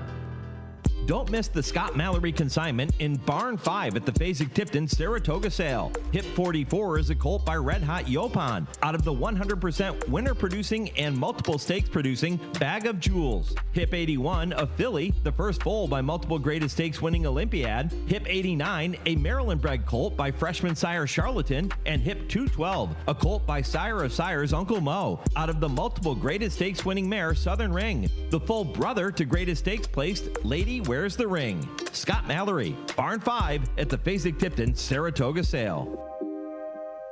Live racing for the 25-day Ellis Park meeting begins Thursday, July 3rd and runs through Saturday, August 24th, with a record $4 million in stakes purses led by 7 stakes across Kentucky Downs Preview Weekend on August 2nd and 3rd, and 6 stakes on Sunday, August 10th, featuring the $300,000 Ellis Park Derby and the $200,000 Groupie Doll. Connections with Kentucky-bred horses will be competing for $100,000 maiden special weight purses and allowances up to $108,000, and horse players will have plenty of action throughout the summer. For a full list of events, visit EllisParkOwensboroGaming.com. You're listening to the Equine Forum on HRRN, presented by TwinSpires. Hello, I'm Kurt Becker. Thanks for joining me as I take another stroll through racing history presented by Keeneland. He raced in the silks of a wealthy oil industrialist in the early 20th century, and he won 2 legs of the U.S. Triple Crown, as well as a match race against the English Derby winner. His name was Zev. Bred by John E. Madden and foaled in 1920 at his Hamburg place near Lexington, Kentucky, Zev was a brown colt by The Finn out of Miss Kearney. As a yearling, he would sell to American oil man Harry Sinclair, who would race him in the white and green silks of his Rancocas stable. Named for a trusted advisor of Sinclair's named Colonel J.W. Zeverly, who had holdings in the railroad and oil industries, Zev was sent to future Hall of Famer Sam Hildreth for training. Hildreth would be credited with much of the success of the Rancocas operation in the early 1920s, and Zev would become one of his most accomplished runners. To say that Zev possessed a quick turn of foot early in a race would be an understatement. One turf writer described him as having cyclonic early speed, but added that Zev struggled at times to carry that speed beyond a distance of 1 mile. Zev won 5 consecutive races during his 2-year-old season, including the Grand Union Hotel Stakes at Saratoga. He showed the ability to run on both a fast track and a muddy track, and he proved he could win at America's most prominent race courses. Still, there were 2 labels which many turf riders seemed determined to affix to Zev. One was the idea that he was best at a distance of 5 or 6 furlongs, while the other was the notion that he needed a rain-soaked track to do his best running. Consider the words of Henry V. King writing in the New York Herald about Zev's win in the Albany Handicap, which was his 4th win in a row at the Saratoga meeting of 1922. Harry F. Sinclair's Zev is probably the greatest mudder seen racing in the East in the last 5 years, wrote King. He is a veritable whirlwind in sloppy going. In the Albany Handicap this afternoon, he carried 126 pounds, gave from 5 to 21 pounds to his opponents, and beat them home in a gallop on a track which was fetlock deep with mud. Zev's Saratoga winning streak would come to an end in his next outing when he ran 3rd in the Hopeful Stakes while carrying 130 pounds. He would then run 2nd to leading juvenile filly Sally's Alley in Belmont's Futurity, leading one sports writer to remark that there was no king among the 2-year-old crop, but there certainly was a queen. After sustaining an injury while training for the Pimlico Futurity, Zev went to the sidelines for the remainder of the season, having earned a lukewarm status as the best 2-year-old male of the year. The following spring, Zev became the future book favorite for the Kentucky Derby during the last week of April 1923, after an impressive workout at a 1-mile distance. A few days later, he reinforced that status by winning the Pominock Handicap in New York. But a disappointing effort in the Preakness on May 12th, in which Zev finished off the board as the favorite, caused Sinclair and Hildreth to reconsider whether or not to send their star pupil to Kentucky. And yes, that is correct. In 1923, the Kentucky Derby would be run a week after the Preakness. Just 3 days after the discouraging effort at Pimlico, Zev went back to New York and beat older horses handily in the 6-furlong Rainbow Handicap under jockey Earl Sandy. The performance included a strong gallop out at 1 1/8, and it convinced the owner and trainer that Zev was worth shipping to Churchill Downs. The date was May 19th, 1923, the occasion the 49th running of the Kentucky Derby. A crowd of 75,000 was on hand in Louisville that day, but they sent Zev to the post as a relative long shot in a field of 21 starters. Sent to the front soon after the start by Sandy, Zev led virtually the entire way on a fast track, managing to carry his speed for 1.25 miles to win the Run for the Roses in a time of 2 minutes, 5 2/5 seconds. The time was slow, but hardly anyone noticed. Instead, it seemed everyone was too busy wondering how a horse which had been the future book favorite less than a month earlier had become an upset winner to the tune of $40 at the mutual windows. Neither Sinclair nor Hildreth was at Churchill Downs that day, as David Leary saddled Zev to the victory and accepted the trophy from Kentucky Governor Edwin Morrow. Victories in the Belmont Stakes and Lawrence Realization would follow, as well as a win over English Derby winner Papyrus in a match race at Belmont Park. Zev would retire from racing with 23 wins and earnings of $313,000, surpassing the great Man o' War as the sport's all-time leading money winner. He would meet with little more than modest success as a stallion, however, before his death in 1943. He would be inducted into racing's Hall of Fame some 40 years later.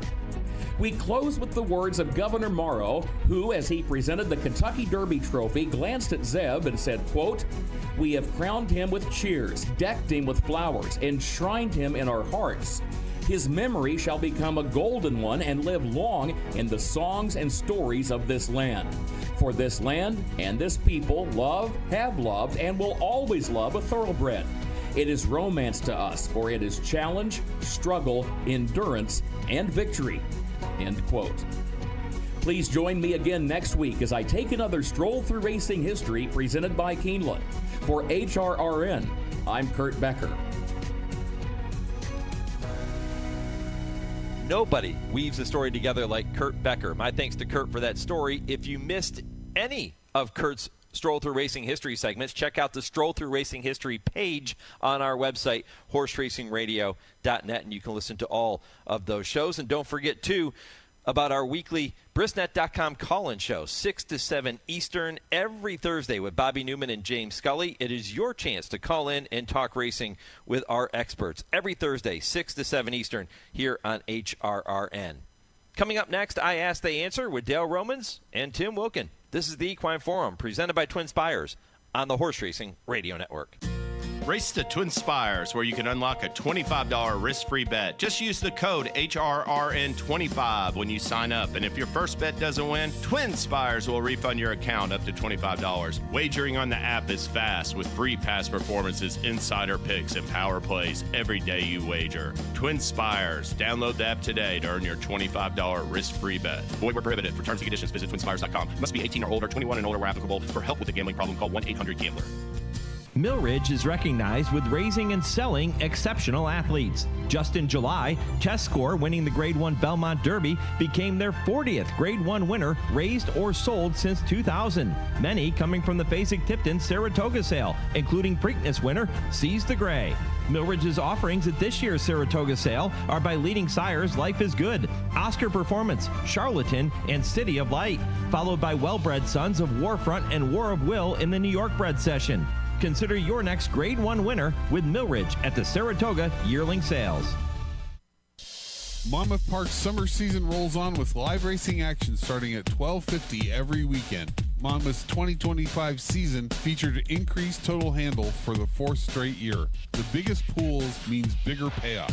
New for 2025, Monmouth introduces a 50-cent middle pick 5, joining the win early pick 5 on the wagering menu.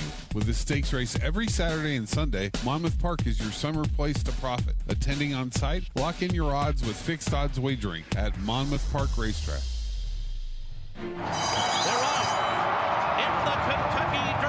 His sire is one of the most exciting young stallions in the world. His dam has become one of the most important brood mares in the industry. And on the first Saturday in May, his genetic brilliance shined brightest on racing's biggest stage. They come into the final 16th, and it is going to be Mage to win the Kentucky Derby. Mage, standing at Airdrie Stud. Think about it. This is I Ask, They Answer on the Equine Forum on HRRN. And yes, sir, General Sir's opening up. He's opening up. He's got a 3-length lead at the quarter pole. Roses in May, second on the outside. Peace Rules has dropped back. Perfect Drift on the far outside is coming on now. And Bowman's Band is there too. Into the final furlong. Nothing left for Yes Sir, General Sir. Here's Roses in May. Here's Perfect Drift. Perfect Drift and Roses in May. Roses in May, unwavering determination. Perfect Drift is surging. Short lead. Roses in May, dead game. Here's the wire. Roses in May in a spectacularly game performance to win by a nose over Perfect Drift. That's the way it sounded from the incomparable Tom Durkin 21 years ago. Dale Roman saddling Roses in May to victory in the Whitney. This morning, he looks back on that special day. Plus, our speed figures relied upon way too much by handicappers. And Dale and Tim share some of their favorite Mary Lou Whitney memories on this Whitney Stakes Day. All of those topics and much, much more are straight ahead on this week's edition of I Ask, They Answer with trainer Dale Romans and turf writer Tim Wilkin, all presented by the University of Louisville, Equine Industry Program and the College of Business, and all starting just 30 seconds from right now. A spark turns into a dream, and your dreams fuel a love that will last a lifetime. Turn your passion into a career with experienced guidance, a thorough study of equine business, as well as opportunities to get your hands dirty and put your mind to work. Located in the heart of horse country, let your passion fuel your profession at the U of L Equine Industry Program. Apply today. Well, as you can tell, plenty of things to get to on this Whitney Stakes morning, and we're going to begin by talking about Mary Lou Whitney, the race, of course, named after the Whitney family. And guys, Sean in Chambersburg, Pennsylvania says, with the Whitney coming up later today, what is your favorite memory or story about Mary Lou, and maybe even a race or an event, something that she did that you remember most? So, Tim, let me start with you. Some of your favorite Mary Lou Whitney memories. Talked about this before, but it's worth bringing up again. Yeah. When I used to work at the Albany Times Union, we had in the handicappers section, we had a guest handicapper every day, and every Whitney day, Mary Lou Whitney was the guest handicapper, and man, she took it serious, and it got to the point where she would make a side bet with me every year, and if she won, I had to do something for them. If I won, they would take me out to dinner. One year I lost. I think more than one year I lost to Mary Lou. But one year she had me go out to the backstretch where, they did the programs for the backstretch people just about every night. And I had to call bingo for the backstretch workers along with Tom Durkin. And she made sure that I was there because she sat in the front row with her little dog and just sneering and laughing at me while I was doing it. But then one year I won, and John Hendrickson, her late husband, said, well, here's your option. You can go out to dinner with us, or I'll give you $1,000, and you can go out to dinner with whoever you want. And, of course, I went out to dinner with them. There was a whole group of us that went, and Mary Lou insisted that I sit next to her. And some of the stories she was telling me were just hysterical, probably things I can't say on this family program. But, it was the year before she passed, and she still had the glint in her eye and so full of fun in life.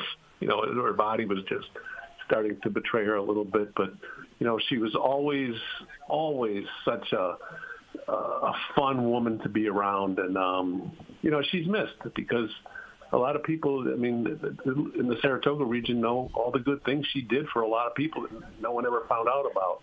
But for me, on that personal level, I had a really nice relationship with her. Yeah, Mary Lou was greatly missed in the game. So is John, her husband. But, the Whitney Stakes goes all the way back. It's probably named after her husband, C.V. Whitney, which was a titan of industry in the early 1900s. And he and his brother produced Gone with the Wind, which I think is a pretty cool fact. But owned a major private stable and was a real powerhouse behind New York racing. And the race was named after him, and he was a philanthropist. And she picked up the ball when he passed away. He was a lot older than her when they married, and he picked up the ball and ran with it. She picked up the ball and ran with it, and just did great things for the museum and for the city of Saratoga and for all of racing. But my fondest memory is that 21 years ago when we won the Whitney, and I was no name. It was my first grade one ever. And she presented the trophy, and we went back into the director's room for a toast, and she had Susan Lucci with her from All My Children. I thought that was pretty cool. And her and Susan both just hung out and talked to me like I was a big shot in the game, and it made me leave there feeling like I was a big shot in the game. But was a great lady, and the type of person that cannot be replaced ever. No one can step into those shoes. Now, those are great stories. And Sean in Chambersburg, Pennsylvania, we really appreciate that question. It's an appropriate way to begin this edition of I Ask, They Answer. Dale, you mentioned winning the race in 2004. We heard the call earlier, Roses in May, gutting it out over Perfect Drift. Shane in North Carolina asked if you could look back on that day. You beat a strong group that year, but he asked, can Dale spend some time reflecting upon what that day was like? And you just shared that great story. What else do you remember about that day?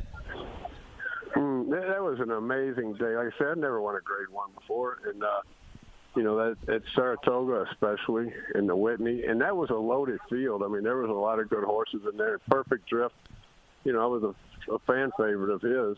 And That day was my favorite. Jock was riding him. I had Edgar Parado on my horse, and I thought the call was just spectacular. Perfect drift and Roses of May and perfect drift. Down the lane, back and forth. And they hit the wire, they were just noses apart. And I was on top of the moon back then. I'm a grade 1 winning horse trainer. I didn't have to win a second one. I would always be in the books as a grade 1 winning horse trainer, which I thought growing up would never be possible.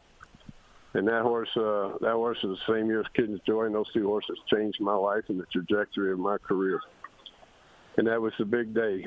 And a week later, Kidney's Joy won my second grade 1 in the Virginia Derby. And the Secretariat, and it was on my birthday. And that was a great weekend racing for me. Hard to believe that's 21 years ago. Yep, seems like yesterday. Yeah, pretty special stuff. And how good was Perfect Drift? That was a horse that, man, you talk about a hard knocking hickory type of horse. He showed up almost every time they let him over. Every time. He was a gelding, so he ran forever. And yeah, he was, he was one of those horses I just loved to watch. And Murray Johnson, his trainer, was a friend. And matter of fact, Murray he moved back to Australia, where he was from, for a long time. He just moved back to the States. I saw him at Churchill this year for the first time in a long time. And but Perfect Drift, he was a grinder.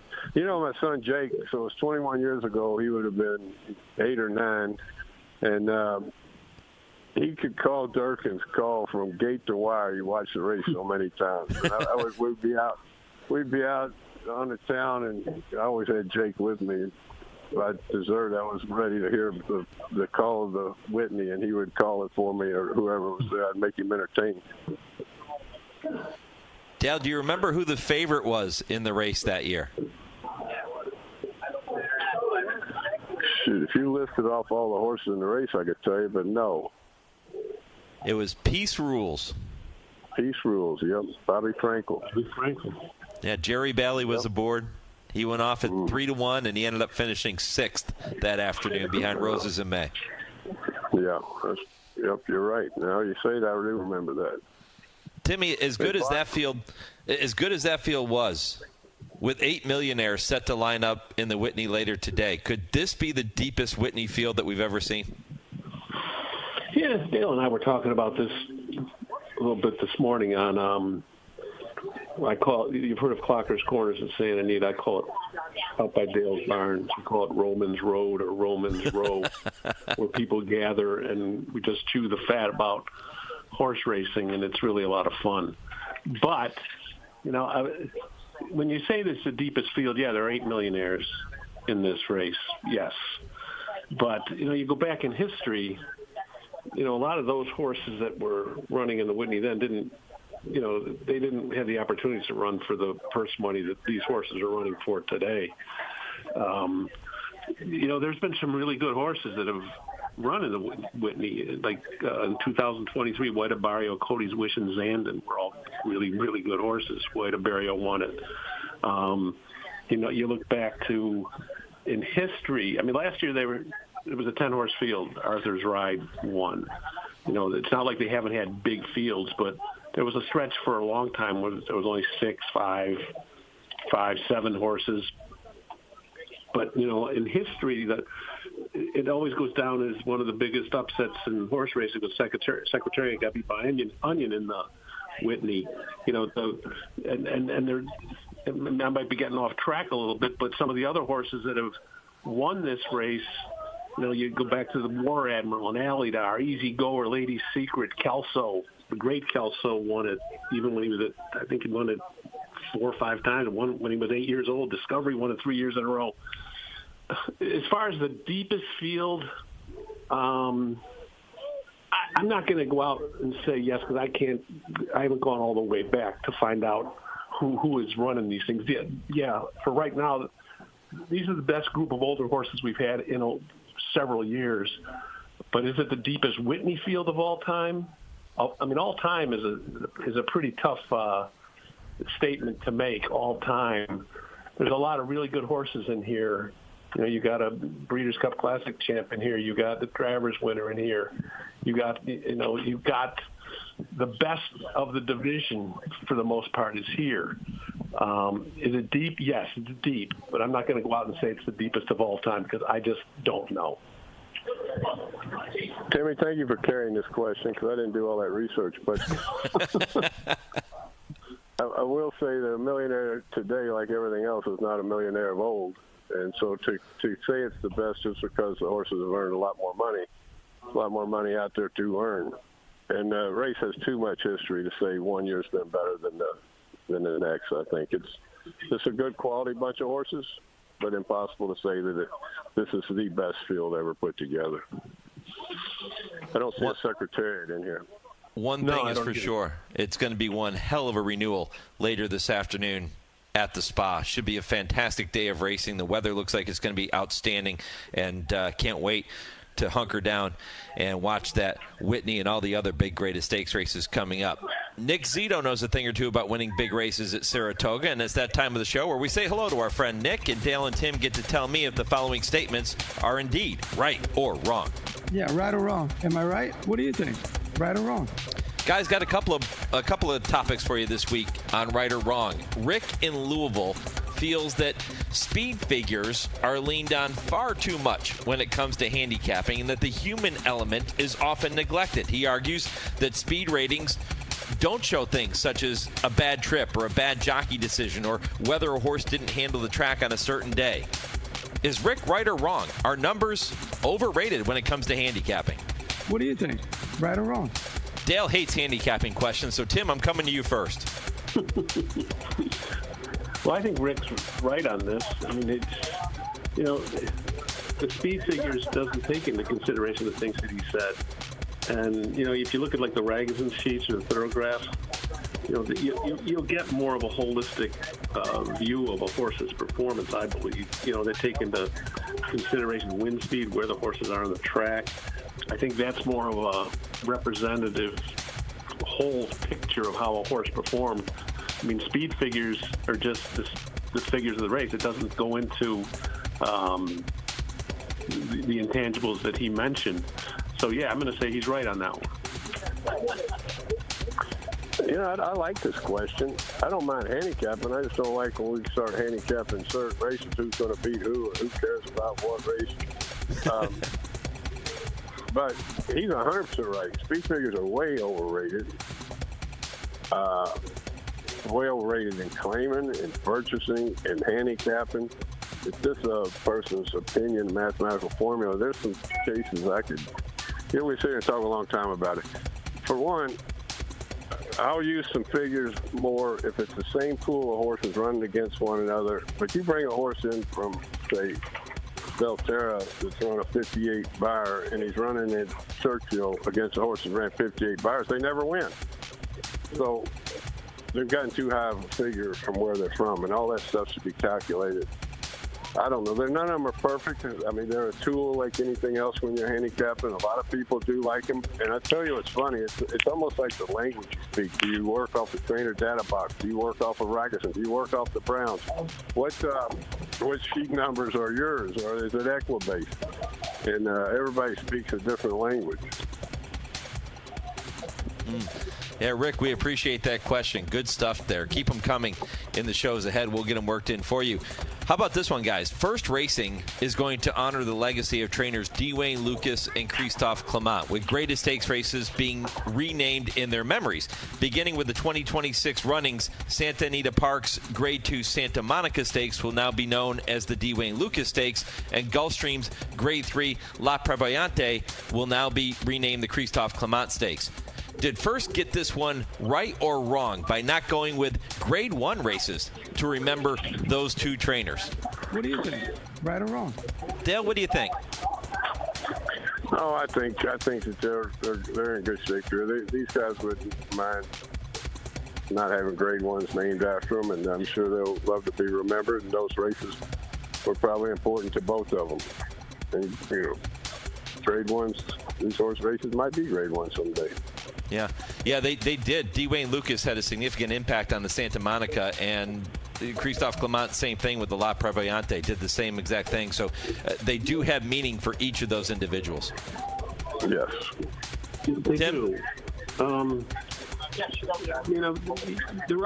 are Grade 1 races named for trainers. I mean, Woody Stevens, obviously the Grade 1 Woody Stevens race on Belmont Stakes weekend, and the Great Alan Jerkins is now, the Alan Jerkins on Travers Day, and Jonathan Shepard has the Grade 1 jump race, formerly the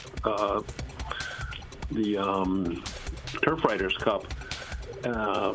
D. Wayne has a race named for him.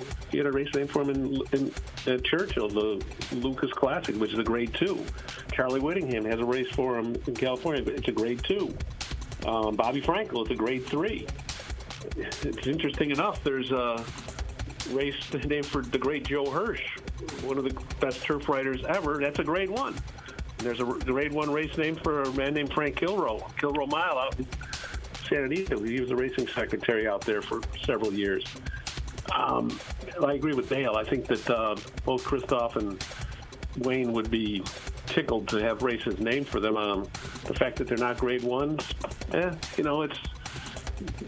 I really don't think either of them would mind. They just want to be remembered, and they are being remembered. And what better way to be remembered than to have a race named after you? Now Wayne has 2 of them.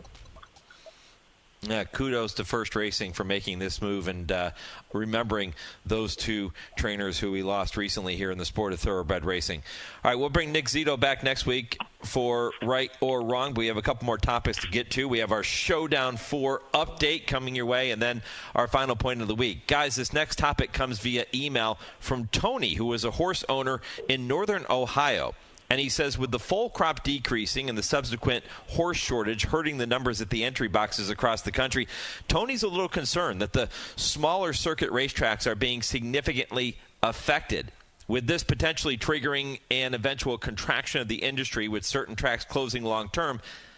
How do you guys see the smaller regional circuit tracks playing a role in the future? Do you see a future for tracks in the Midwest states like Ohio, Indiana, Illinois, Pennsylvania, and what might that future look like? Dale, you race at those racetracks quite often. What do you think? I think that the foal crop shrinking is going to hurt major tracks more than it is the cheaper tracks because there are a lot less top horses than there are everyday horses. But I love those secondary circuits. They call them B-track circuits that a lot of horses that are bought for a lot of money end up there. We need an outlet for horses like that. We need the development of jockeys and trainers. I think every league needs a minor league, and it's important that they stay around.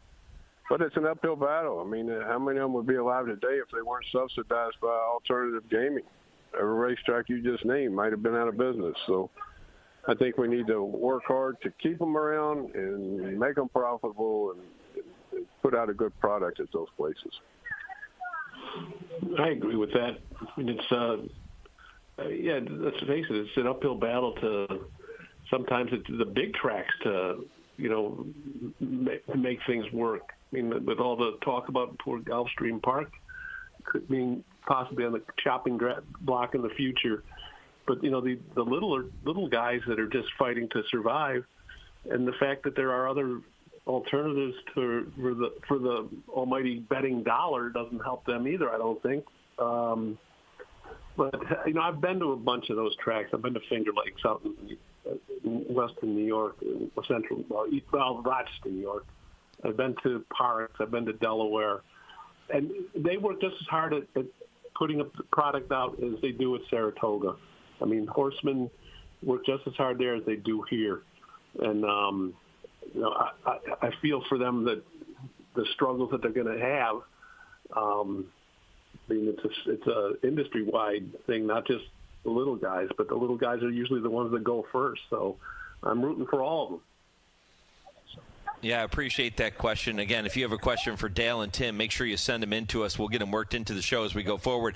Guys, down to about the final 4 minutes in the program. We've got to boogie through this last topic, so I'll make it quick. Last week, Churchill Downs and NBC announced that the 2026 Kentucky Oaks will be shown in prime time at 8 p.m. Eastern for the first time ever. Do you like the decision, Dale Romans? Yes, I've talked to the Churchill people a lot about this decision, and it's going to cause some hardships on a couple of things to turn around to the Derby the next day. It might impact the restaurants in the city of Louisville. But to get that national exposure, the Oaks has been kind of stagnant on viewership and betting for the last 5 or 6 years, and it's the only race that they're involved in the weekend that's kind of been stagnant. I think this is going to give it a real boost. It's going to be important for the game. Be kind of exciting. Run under the lights at Churchill Downs for their biggest Philly race of the year, and then we finally get national TV exposure. It's the only time the network could work it in, by the way. Yeah, I mean, I'm kind of a traditionalist. I'd like to see it stay where it is. And I get where they want the prime time audience, but how many people are watching prime time television on a Friday night at 8 o'clock anymore? I have doubts on that. But if it's something that'll bring more exposure to the sport, I guess I'm for it. But the traditionalist in me would like to see it still be run, late afternoon, early, 6 o'clock-ish under the TwinSpires. That's just me. It may not be long before we see the Kentucky Derby also run under the lights in prime time. We'll find out how this plays out. This will be the first step in 2026 with the Kentucky Oaks. Okay, guys, the Showdown 4 update. This is the contest that we have going on. If you remember, Tim took the first one, Dale took the next two. I have yet to get a sniff of the leaderboard here, and I still don't, because last week Dale came into the week leading 17-14 over me. Timmy had yet to get on the board. Tim, what a week. You slingshot to the lead. Last to first, you now have 27 points. After Nisos and Sovereignty both win, Baeza finishes second. You now lead 27-17-14 in the Showdown 4. I'm not going to gloat, but I'm not surprised. No. I don't know if anybody's ever had 27 points in one day. Yeah, I'm pretty surprised, and I think that's probably the only 27 you'll get, so it'll be all right. Well, we've got some more runners this weekend. Tim has Mind Frame in the Whitney. I have Fierceness. I have Spirit of St. Louis in the 4-star Dave. Copion in the Clement L. Hirsch. Dale, you have Iron Orchard in the Adirondack coming up on Sunday, so the leaderboard will look different when we convene again next Saturday morning here on I Ask, They Answer. Time to wrap up the show as we do every week with the final point of the week. Tim Wilkin, kick it off for us. Yeah, I want to go back to Wednesday, the fourth race at Saratoga, when a horse named Corruption won for Mark Casse, and when he came back to the winner's circle, was under severe heat duress, and the fact that he was struggling was bad enough, but the horsemen and the jockeys that just all came to his aid, that were involved in the race, they were not involved with the horse. I mean, Jose Ortiz, the Casse people were there, but Miguel Clement and his staff were there helping. And Kendrick Carmouche and Dylan Davis and Irad Ortiz were all running to get ice buckets to throw on this ailing horse, and they got him back, and he was able to walk up the track, which was just an awesome thing to see. But the fact that the horse racing community came together just shows the love of the animal that all these people out here have.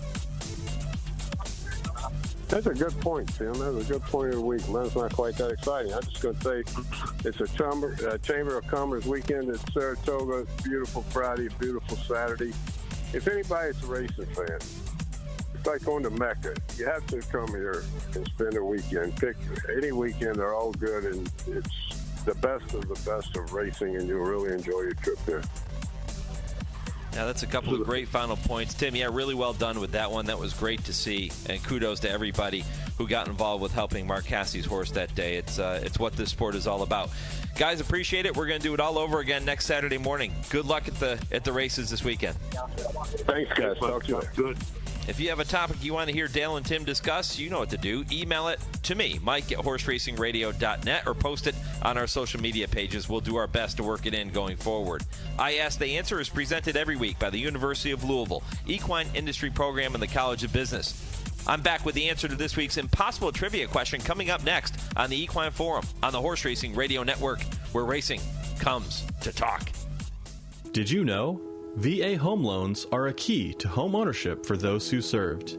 I would tell anybody who is interested in getting a VA loan to just do it. For me, the best thing about the VA loan was the simplicity of it. I was expecting, government paperwork. It was going to go on forever, and it just wasn't. Since the down payment for a VA loan is minimal, we were able to purchase this home and then use the money that we were going to use as a down to actually fix up the home.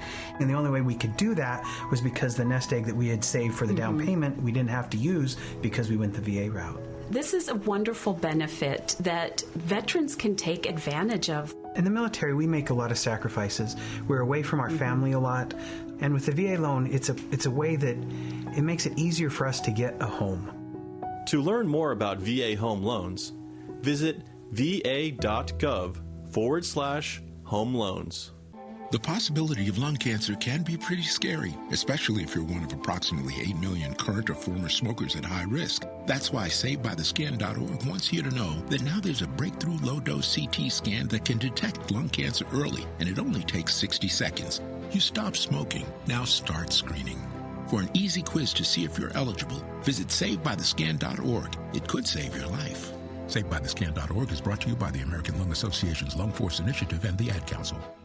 Check out the all-new HorseRacingRadio.net. All the same great horse racing radio content in a new, easy-to-use design. Listen to all of our shows streaming live or access the replays anytime. See our schedule, sign up for our newsletter, download our latest podcasts, and so much more. It's all on our website at HorseRacingRadio.net. That's HorseRacingRadio.net. You're listening to the Equine Forum on HRRN, presented by TwinSpires. Well, we just spent some time talking about the legendary Dwayne Lucas being honored with a stakes race named for him. That will happen at Santa Anita.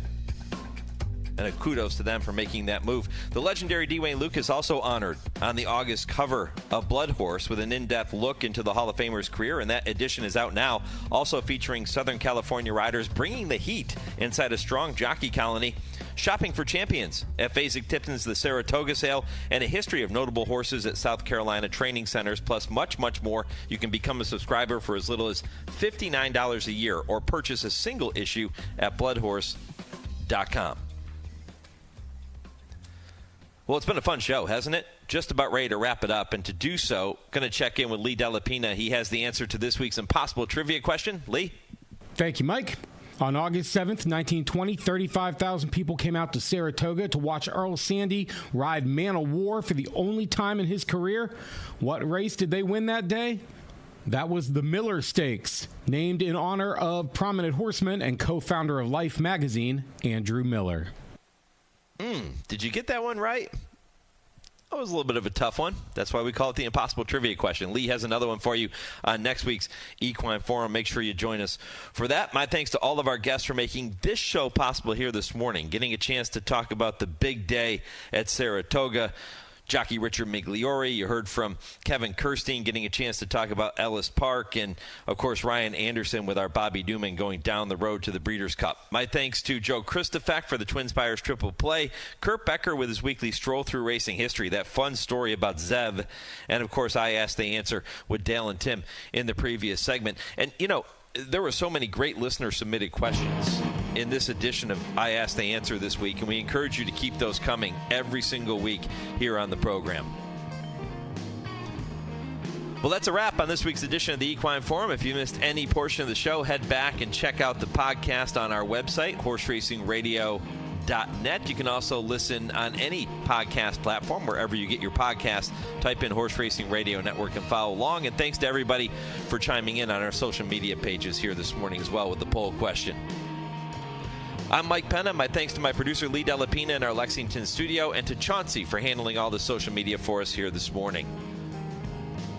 Enjoy the weekend. Best of luck at the races, everybody. Thanks for listening. And, of course, go Steelers.